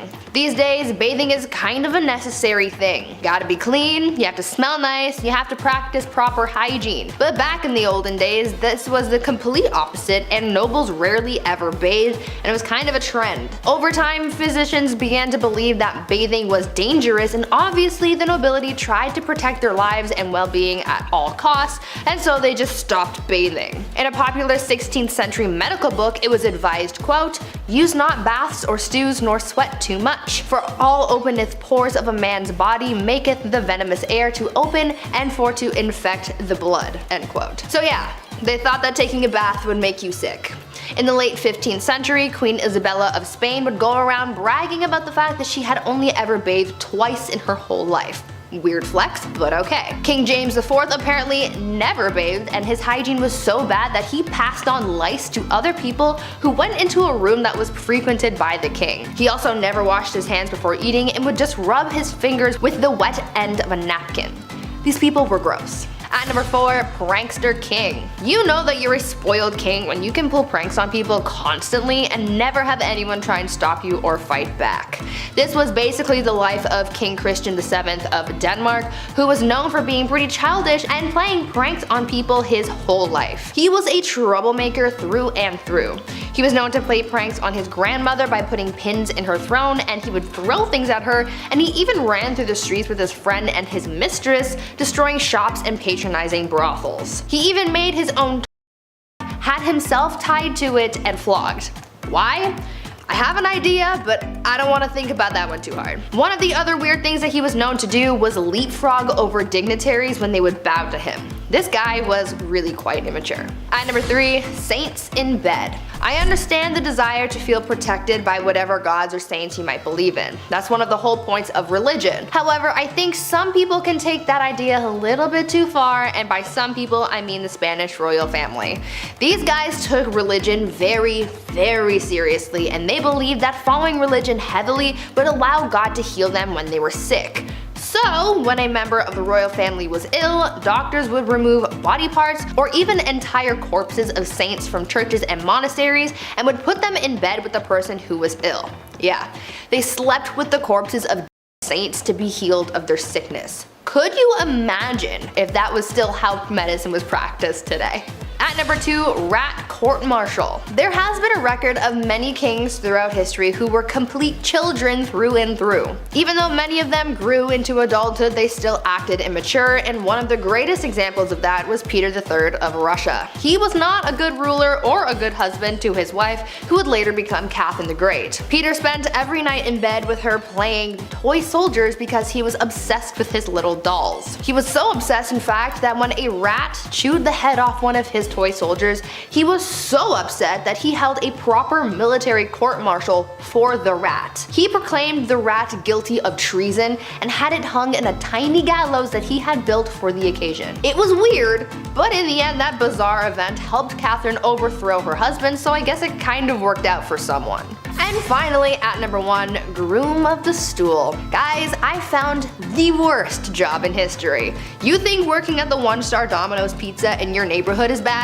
Wait until you find out about the groom of the stool. The groom of the stool was a job created during the reign of Henry VIII, where the role was to monitor and assist the king in his bowel movements. They would carry around a commode at all times, and they were also tasked with monitoring the king's diet and meal times, and would organize the king's days around his break times. They were also tasked with undressing the king for him to do his business, and it's also been suggested that they would have had to, quote, cleanse the royal posterior as well. Sounds like a pretty crappy job to me, but I'm not funny. I'll leave. Number 10. No one's ever really gone. You may have heard that said when losing a family member, a pet, or in the worst Star Wars movies ever made. Sorry, not sorry Disney, those are terrible. But perhaps there is someone who is never really gone. Genghis Khan. Yes, that's right. The ruthless Mongol warrior who conquered so much in his time that we're still talking about it today. So why is this big bad warrior still with us today? Well, that's because of DNA. Yeah, in his time there was lots of activities going on, besides the usual pillaging the village and unaliving those who oppose you. There were a lot of happy endings, let's say, and by that I mean forced non-YouTube friendly conduct bedroom happy endings. So much so that when a study was conducted back in 2003, 8% of men in Asia were thought to be descendants of the mighty man himself. 0.5% worldwide. That doesn't sound like a lot, but we're talking about millions of people here. Next time you go out, you may be brushing shoulders with the warrior's kin. Prepare for battle! Number 9. Henry again? Boy, it's really hard not to talk about this guy. But dude was kinda down bad for it. He's just most well known for his mistreatment of his wives, and by mistreatment, I don't mean getting into a fight over whether or not the toilet seat should be up or down and then having a very toxic argument in front of family members. No, because when Henry was upset with marriage, he wanted divorce, which honestly was kind of taboo for the time. Oh yeah, and he also beheaded 2 of his wives because that's how it goes. I know every couple has their issues to work out, but for most dads out there, having sun-drenched beer-fueled weekends, they never go beheading after that. Although, Dad's been staring at the lawnmower for a while and there's a lot of blades on that. Dad? While it is true King Henry VIII did behead 2 wives, he didn't do it to all of them. And at some points we're honestly quite pleased with his holy sanctity of marriage. Anyone who's ever been married can tell you how peaceful and sacred that bond really is. Number 8. The People's Princess. Okay, I know Prince Charles isn't exactly a king, but he is royalty, and the man kinda did Diana dirty. That's a quick and half put together allusion to a Michael Jackson song for the English majors and the audience. Being royalty isn't easy. Being royalty in a modern age when paparazzi overwhelm you with lights and cameras just for a juicy piece of gossip like, when was your last bowel movement? Is it slow? Extra, extra, read all about it, the princess is constipated. That's just not fun. So after Prince Charles and Princess Diana had been married for a few years, you can understand how excited the media was to find out about their marital disputes. There was 3 of us in this marriage, so it was a bit crowded. was a quote by Princess Diana that gave the media a field day. Sadly, Prince Charles was having an affair, and it wouldn't be too much longer that Diana would perish in a car accident that may or may not be organized by the royal family themselves. Number 7. Midlife crisis. This one's kind of generalized because if I didn't, I'd have to mention almost every king ever. So here we go. Back in ye olde times, the access to better healthcare just wasn't there. Doctors aren't washing hands. Imagine, Buddy eats some greasy mutton and then says, "Alright, time for your enema." But those aren't the only greasy hands around certain orifices I'm talking about. I'm talking about kings marrying older girls at the ripe age of 12. Yep, that's right. Nothing says experience in womanhood like being 12. People didn't live long, and oftentimes these arranged marriages had ulterior motives, like alliances or business really. However, that does not make up for marrying a 12-year-old who may or may not have started those super weird changing times, like when you were 12 and now there's hair showing up in places that you didn't know there could be hair. I sent a courier to the chief and he came back with this message. It ain't it. Number 6. Till death do us part. Love and marriage go together like a horse and carriage, but sometimes the crooning words of Frank Sinatra aren't enough to keep people in love. Sometimes marriages end up like the ones we see on sitcoms, but when there's no laugh track, it's not very funny, and sometimes divorce is the answer. Medieval Germans thought this too, and something they practiced was divorce by combat. Basically, the man goes into a hole with his arm tied behind his back, and the woman is free to move around with a sack of rocks. These proceedings are strange, as I'm sure no husband or wife married today would ever get so frustrated with one another that they would want to hit one another on the head with rocks. Oh, the blessings of being married. Number 5. Domestic disturbance. William the Conqueror was one down bad dude. The illegitimate ruler to the throne left a bad taste in some people's mouths, and was just as ruthless in silencing those rebellions that were always uprising against him as he was with the famous battles he was a part of, like the Battle of Hastings. But what I think he should be remembered by is the way he asked Matilda to marry him, or rather the extreme measures he took when she refused his advances because he was an illegitimate leader. William dragged Matilda by the hair out into the middle of the street and beat her until she agreed to marry him. I don't have to tell you how messed up that is, and I sure hope I don't. Number 4. Nero Sauna. The Romans were kind of a big deal, especially if you're into history.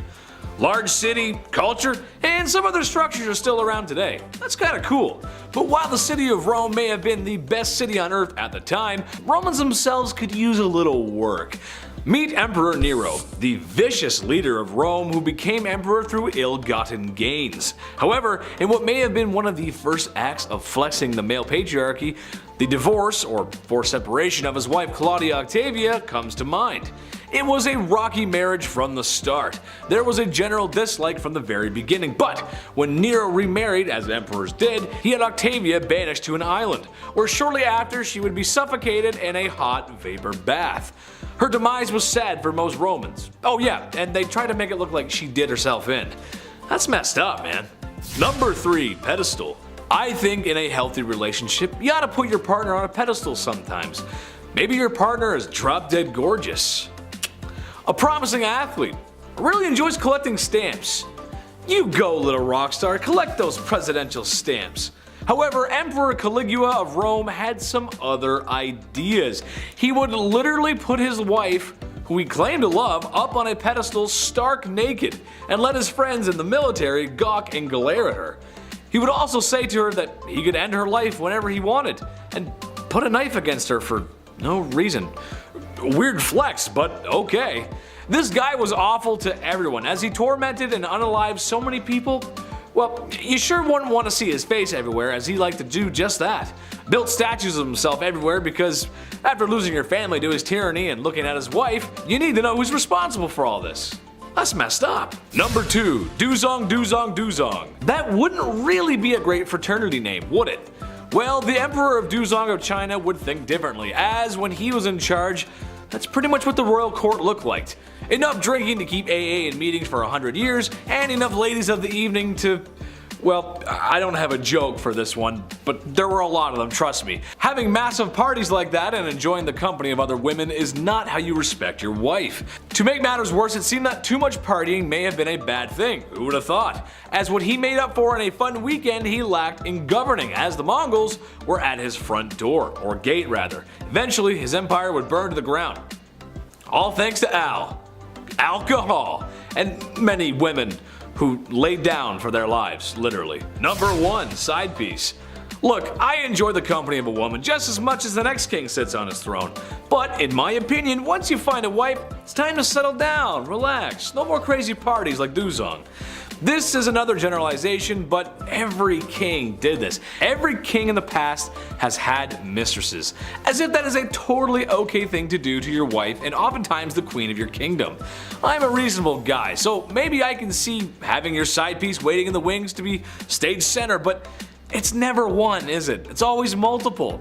Ladies of the past, all I can say is make sure you give birth to a boy and watch your back. They're coming for you. Number 10. What a drag. Bachelor number 1. What would you do if I refused to marry you? Well, I would probably get quite violent and lead to the destruction of 10,000 lives at the Battle of Hastings. Might just drag you around by your hair and see where the night goes. William I, or more appropriate, William the Conqueror, was a fierce warrior and the first Norman king of England. Being the illegitimate child he was to the throne, some people didn't exactly respect the power moves old Willie was making. People rebelled, and he crushed them. Oh, and there was this one time that he fancied a woman named Matilda. Being the respected woman that she was, she declined Willie's advances. Willie, not taking no for an answer, promptly dragged her around by the hair until she agreed to marry him. Gee, what a swell guy. Number 9. Let them eat cake. France had seen better days in the 1790s. People were starving, the economy was bust, and for some reason the poorest citizens were being taxed the most. When cries were made from the people, they demanded that change be made. King Louis XVI, being the great leader he was, he listened to the people and there was no problem ever again. Oh wait, he did nothing and the country had a bloody revolution. The man supposed to be leading his people failed to act. In fact, he did less than nothing, often trying to silence the riots by force. But when people are very hungry and you're living fat with high society, you can lose your head in all that chaos. While the famous quote, "let them eat cake," may not have actually been said, it's a good reminder of the disconnect between the upper class and poor. Leaving your people to starve isn't the best idea if you want to be a king for a long time. Number 8. Cashback. King George III had a simple ask of the American colonies. Right then, we just saved you all from the French and Indians, so now it's time to do the right thing and pick up the bill. Britain introduced new taxes on the colonies in order to pay back what it had spent on the previous war. But in reality, he was asking the colonies to pay up without much in return. Basically, I'm the king, I saved your skins, give me more money, which most people at the time couldn't afford. And I'm still gonna boss you around. The British Empire may have been victorious, but it was the colonists who felt all the effects of the war and the economy. This happened multiple times before some patriots had had enough and decided to act. And what he did when the people he was forcing to give money spilt a little tea? Well, he sent British troops for a semi-friendly military occupation. I'd hate to loan this guy a nickel. Number 7. Terrible Ivan. He wasn't called Ivan the very friendly and generous and would for sure never cause any harm to anyone ever. He was Ivan the Terrible, and for good reason. His actions are very unholy. Let's start with the fact that he killed his son's pregnant wife. And when his son came to confront dear old dad, his son was struck with a pointed staff, killing him in a fit of rage. A legend tells us that once St. Basil's Cathedral was finished construction, he was so pleased with the architect, to reward him for such magnificent work, Ivan gouged his eyes out so that no one would ever design something so beautiful again. His paranoia also caused the slaughter of Novgorod, where after he was done claiming thousands of lives, he burned all the fields just for good measure. Wouldn't want all those dead people farming without your permission. Should we tell him about the other world monuments? Number 6. Off with her head! Henry VIII is more well known for how he treated his wives more than his leadership. With a reign of over 20 years, the man had a few wives. 2 of his wives were executed for ridiculous reasons, another was divorced. Turns out, actually, the church wouldn't grant that divorce he was looking for. So Henry went and did the next best thing. He broke away from the Catholic Church. and dissolved the monasteries, taking their wealth and redistributing it as he saw fit. Nothing is unholier than trying to get away from the church. Historians believe that his divorce actually led to the English Reformation. Number 5. Nothing left. Alexander the Great was an excellent warrior for his time. Having conquered so much at a young age is really quite impressive. His empire stretched from Greece all the way to India. For a history class or a good book, this is fine, but in reality, he was a conqueror. The places he was marching into weren't exactly happy to have spear-wielding visitors. He laid siege on multiple cities, executed those who defied him, and sold people into YouTube's least favorite S-word. Just about checks off everything a guy needs to be considered a tyrant. History remembers his conquest, but I for sure will not forget how brutal conquerors can really be. Number 4. Chop chop. While Maximilien Robespierre was not a king in the monarch sense, he did hold a lot of political power in France when the political climate was quite messy. Plus, France was at war. But even messier than that is the way he dealt with citizens who were deemed anti-revolution, by sending them to the guillotine. Within a 1-year period, he sent 17,000 people to their dooms via the National Razor, or as it became to be known. He even began practicing deism, something he called the cult of the supreme being.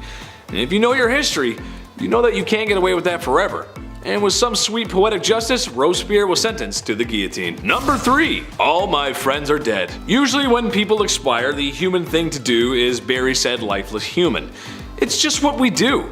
But apparently Ferdinand I of Naples did not get that memo, instead taking a page from Night at the Museum. No, this is not a cute comedy movie starring Ben Stiller, but in reality a complete horrifying nightmare. Ferdinand took the saying, "keep your enemies close," a little too literally, as his favorite form of punishment was to mummify his enemies, which, let's face it, if he's a king, there's gonna be plenty. And he would like to display these mummies in what's probably the coolest place to be if you're into that weird goth stuff. He did keep some alive in the dungeon, but he much preferred his guests embalmed, where he would have them dressed up on display, just as they were before making the mistake of crossing Ferdinand. Now, what's the point of having that hardcore collection if you're not going to show it off? Well, he did. To the people he suspected of treason, which, in a place like that, treason leaves your mind pretty quick. Number 2. Average height for the time. Napoleon Bonaparte was one of the greatest military strategists of his time, maybe of all time. With full support of the French army, Napoleon found himself earning gallant victories one after another, all being accomplished at a very young age. However, after years of great success in multiple wars and kicking a lot of imperial butt, it started to go to his head. Shortly after the coup that overthrew Robespierre, Napoleon had gained enough support to claim himself as the Emperor of France. With said power, dissolved the freedom of press, reduced the rights of women, and oh yeah, he was at war with most of Europe for years to come. While his military victories cannot be understated, his rise as a tyrannical dictator makes him very unholy. Number 1. Dracula. There's been a lot of unholy things said here today, but old Vladdy takes the cake. What he lacked in land and power, he made up for in his brutality. As the legends go, Vlad was creative in his punishments, and was well noted for his human art pieces. And by art, I mean impaling his enemy on pikes, sometimes through their rear ends, and leaving them as warnings for anyone who dared cross him. Similar to the time visiting envoys wouldn't remove their hats as it is to do in tradition, so Vlad had their hats nailed to their skulls, so that they may never remove them. There are a few other stories that are just too hot for YouTube, but I think he's a textbook example of unholy. He may also be the inspiration for Dracula. Imagine being that much of a monster one is created in your likeness. I mean, just looking at the painting of this guy creeps me out, man. Whoa! Number 10. What's yours is mine. Maintaining a dynasty and trying to rule over a people is hard. Many people have done it in the past, but if you notice, there isn't that many kingdoms left. So, it's no surprise that in Egypt, one of the largest and most successful civilizations of the ancient world and of all time, had some political strife. Berenice III had lost her husband Ptolemy, and she was doing her best to maintain power. In some serious Alabama energy, Ptolemy XI was made king, a stepson and half-brother. The man wanted it all to himself, and can you blame him? I mean, look at the pyramids. Nice, I'd want him too. He promptly unalived his new queen because power moves. Some people didn't like this, and in some form of poetic justice, he was unalived by the people. What's the lesson in this one? Maybe that you can't trust your strange, closely knit inbred family members? I'm not sure, honestly, but it's just messed up. Number 9. Double Trouble. This one isn't exactly about a king removing a queen like his wife, but it is about kings ceasing the life of their queen, more specifically their mother. Clyricus and Oxythris were the sons of Amistris, a woman handed off in marriage by the mad lad Macedonian himself, Alexander the Great. Well, like a lot of ye olde history, there was some power struggles. A power vacuum had been created in the death of Dionysus. You'd think that wouldn't happen over and over again, but you'll find that a lot in history. The power struggle was solved, and eventually Amistris retired and remarried. Named a town after herself. Things were okay for Amistris. Things were good. But one day her sons came to visit and noticed the mom looked a little thirsty. So they drowned her in a river in a power grab that pretty much immediately backfired, as they too were unalived by the next guy in line. Pretty similar to the last story, but that's history, isn't it? Number 8. One too many. Sometimes when you're king, you're gonna have more than one wife that's 6 feet under. It's just how it goes sometimes. However, I believe there is no better example of this than Afzal Khan, whose actions were so egregious that I did a literal double take after learning about what this king had done. See, Afzal didn't just unalive one wife or a couple like history's favorite King Henry VIII. No, my busy bees. He is responsible for the termination of 63 wives, not wives. I'm not sure what kind of guy would make that kind of mistake. In fear of losing them to an invader who treated women slightly better, he had his soldiers give them a tall glass of drowning. Those who tried to escape were cut down without mercy. Yeah, I lived next door to the chief. He invited me in for a cup of tea. I sat down and he said, "That ain't it." You know something's messed up if I'm overusing that joke. Number 7. 20 years of therapy. Elizabeth of Bosnia was a very unpopular queen, and unfortunately had to often defend her throne with violence. As it turns out, this did not bode well. Many people wanted revenge, and honestly, just to take her position of power. Elizabeth, understanding perhaps her times might be numbered, was going to try everything she could to keep her bloodline in power. The passing of her king husband only made things worse. In her attempts to escape the impending doom, she was captured and imprisoned by her new owners. She was eventually released. Oh, did I say released? I meant as punishment she was strangled in front of her daughter. Now, I'm not a psychiatrist, I'm more of a bumbling fool, but that just can't be healthy for you. Emotional damage! Number 6. Bad divorce. Pedro of Castile was doing as the European monarchs do. Sometimes you gotta marry for alliances. Sure, it makes sense. Your kingdom is much less likely to get steamrolled by a larger kingdom if you have an alliance with a fellow kingdom or with a bigger one itself. Pedro of Castile, he married a young Blanche of Bourbon so France and Spain could just seem just a wee bit more snug. But Pedro just wasn't having it. What he was having instead was a mistress named Maria. So instead of enduring a loveless marriage, he had poor Blanche locked away in a tower, just like Sleeping Beauty. Except a handsome prince wasn't coming to rescue this damsel in distress, but a man with a black hood and a sharpened axe, as Pedro had her unalived.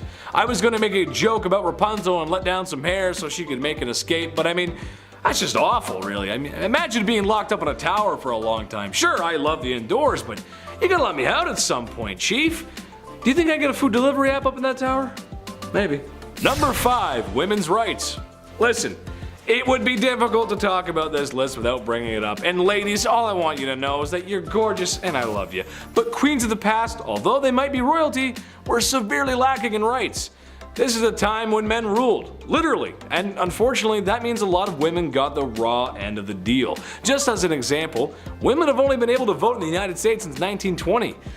There was a lot of work that had to be done, which sounds like a long time, but it really isn't. Women of the past, and especially the medieval world, basically needed a man to walk through their life, whether they liked it or not. Can't own property, business, can't sign contracts, basically everything they need to do has to go through their husbands first. Sure, royals had it easier, but I'd argue if someone could just unalive you or lock you away in a tower without consequence, do you really have rights at all to begin with? I don't know, I don't think so, that's not right. We're gonna do better, we'll do better. Number 4. Herod the Not So Great. Herod the Great was the king of Judea in 37 BC. Herod the Great was also a monster. I know I've given Henry VIII grief for Anne Boleyn, but Buddy here, he just throws out wives like it's his business. Well, it kinda was, actually. He was a busy man, having an estimated 14 children with different wives. There's also a good chance that there was more, being since that female births were just not recorded. He also unalived a lot of other people too. This guy was just so much of a tyrant that both Jewish and Christian faiths depict him as a tyrant. Way to go, dude. Nice. Number 3, the mayor's alibi. Alright, here's a modern one for you. Yes, I know the mayor is not a king. I understand that. But they still hold a decent amount of power, and this happened in the 90s, which I hate to bring up because that was a really long time ago. Yeah, I know, right? I know, I remember that too. Mayor Barry Waite and his wife were just as comfy as peas and carrots when one day his wife was mysteriously unalived. Barry was not a suspect at first, but slowly as time went on, his alibi began to unravel, and he seemed less and less trustworthy. As multiple financial-based scandals were beginning to rear their heads, it later became understood that his wife was going to seek legal aid after learning about Barry's doings, strangling her in a fit of rage. Years later, he was convicted and sentenced to 40 years in prison. So maybe we haven't learned much from our historical past. A man in power in fear of losing it to a woman has removed her from the equation. I guess we'll never change. Number 2, one last ride. King Philip V was down bad. The CEO of Naughty Time. This man liked to get down and to be a certain kind of dirty. He could not get enough of women. He loved them, his wives and mistresses included. Reported to try and get the deed done at least 3 times a day. Now you might be saying to yourself, but Big Ched, what's so wrong with that? Everyone likes a little mooey once in a while. Hey, I hear you. A little toe curling once in a while, it's a great thing if you catch my drift. But Philip may have enjoyed it just a little too much, as when his beloved wife was on her deathbed, he tried to squeeze in one more D appointment. Your wife is dying and all you can think about is a little afternoon delight? A bouquet of flowers and I love you would have been fine, but who am I to judge? You go ahead. Weirdo. Number 1, the last Tsar. Nicholas II of the Romanovs was the last Tsar of Russia. What did he do to his wife? Well, not much, actually, and that's the issue at hand. It's his inaction that hurt her and the family the most. You see, Russia was an interesting nation in the early 1900s. As most nations were modernizing, Russia was still somewhat stuck in the past. A lack of rights for anyone, no industry, and the monarch was kind of oppressive. Well, Nicholas the Tsar was going to change it. At some point, maybe. Okay, well, he didn't. It would take a whole history class to break down what actually happened during those crucial years, but in a nutshell, there was this new fun idea called communism. And with the lack of the Tsar's support to the people, this is serious neglect we're talking about here, the people revolted. The monarchy was overthrown, and in an event that's actually quite sad, the Tsar and his whole family were unalived by the new government. His inaction got his wife done in. Way to go, Nikki. At number 10, Caligula. This guy reigned for 4 years, and the amount of straight up excess he demanded led him to be the first Roman emperor to be Caligula was 25 years old when he took power in 37 AD, and he was great. He announced political reforms and recalled all exiles, but within the same year he contracted an illness that sent him a little loopy. Like to the degree of ordering hundreds of Roman merchant ships to form a 2-mile floating bridge across the Bay of Bauli so he could spend 2 days galloping back and forth across it on his horse Incitatus. Oh, speaking of his horse, he loved that animal so much, giving him his own house with a marble stall and ivory manger.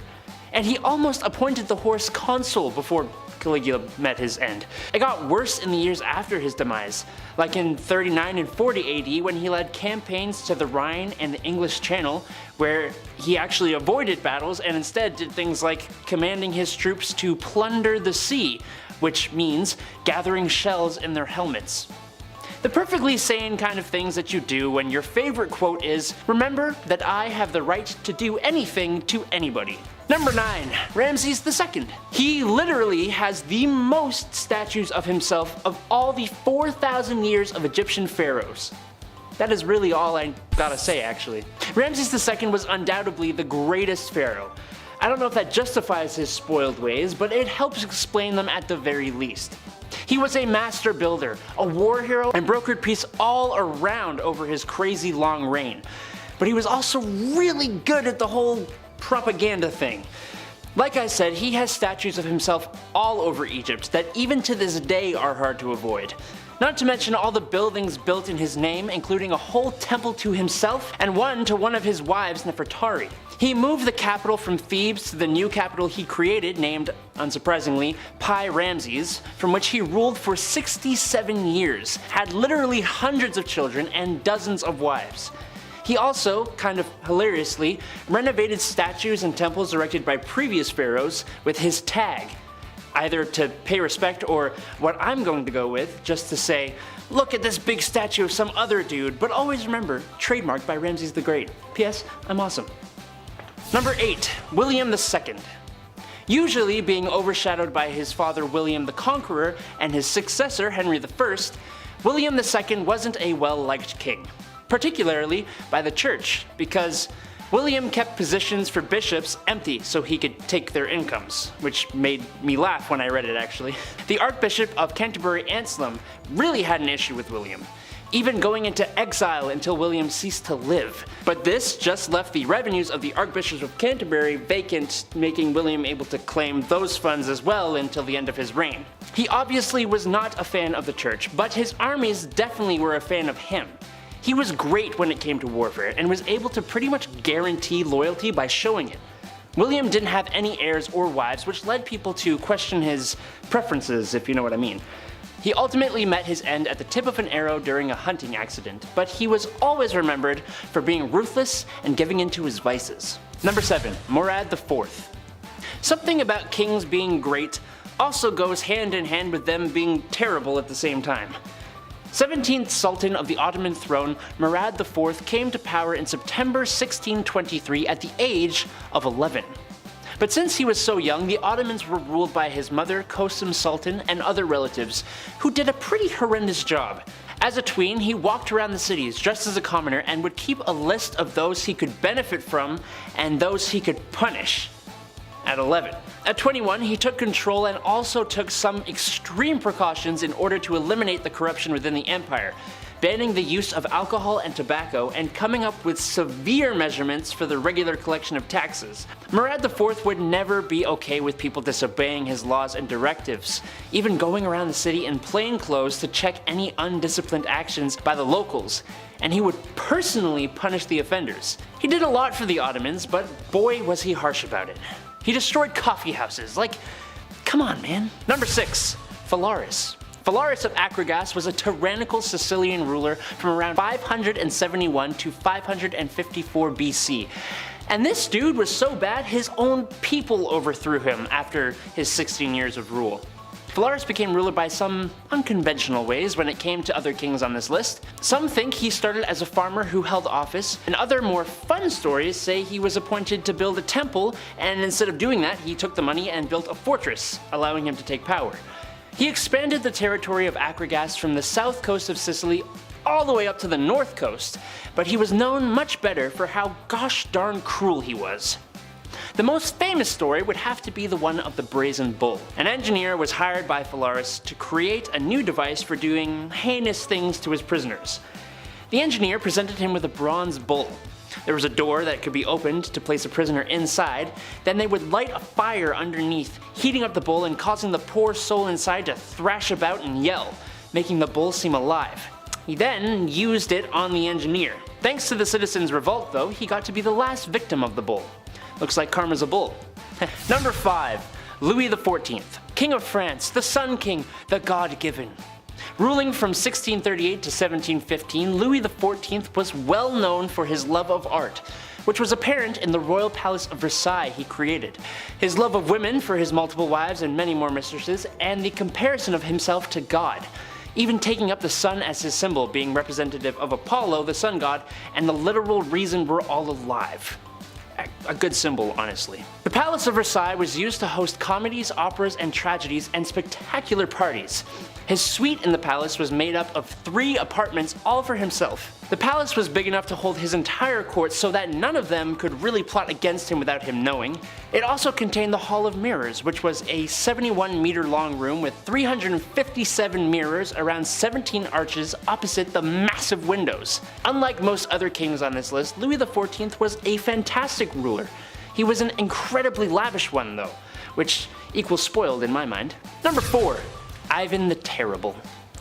Ivan Tsar was a great military leader, pretty much setting up the Russian Empire. A great leader with an absolutely terrible temper. His rage-filled outbursts just got worse and worse over the years of his rule from 1530 to 1584. One of these incidents even ending in the stab-filled demise of his own son. He had a special force called the Oprachina who eliminated anybody he felt threatened him, and he led this force to Novigrad in 1572, resulting in the massacre of Novigrad, which gets him a firm place as one of the cruelest of Russian rulers. There is the even more popular story of him making that peculiar looking castle in Moscow and then dispatching the man who designed it so no one else could have one. He is one of the most cruel, paranoid, bad-tempered, and greedy rulers in not just Russian history, but history in general. Literally terrible. Number 3. Nero. Another Roman emperor who was effectively insane. Seems to be like a trend.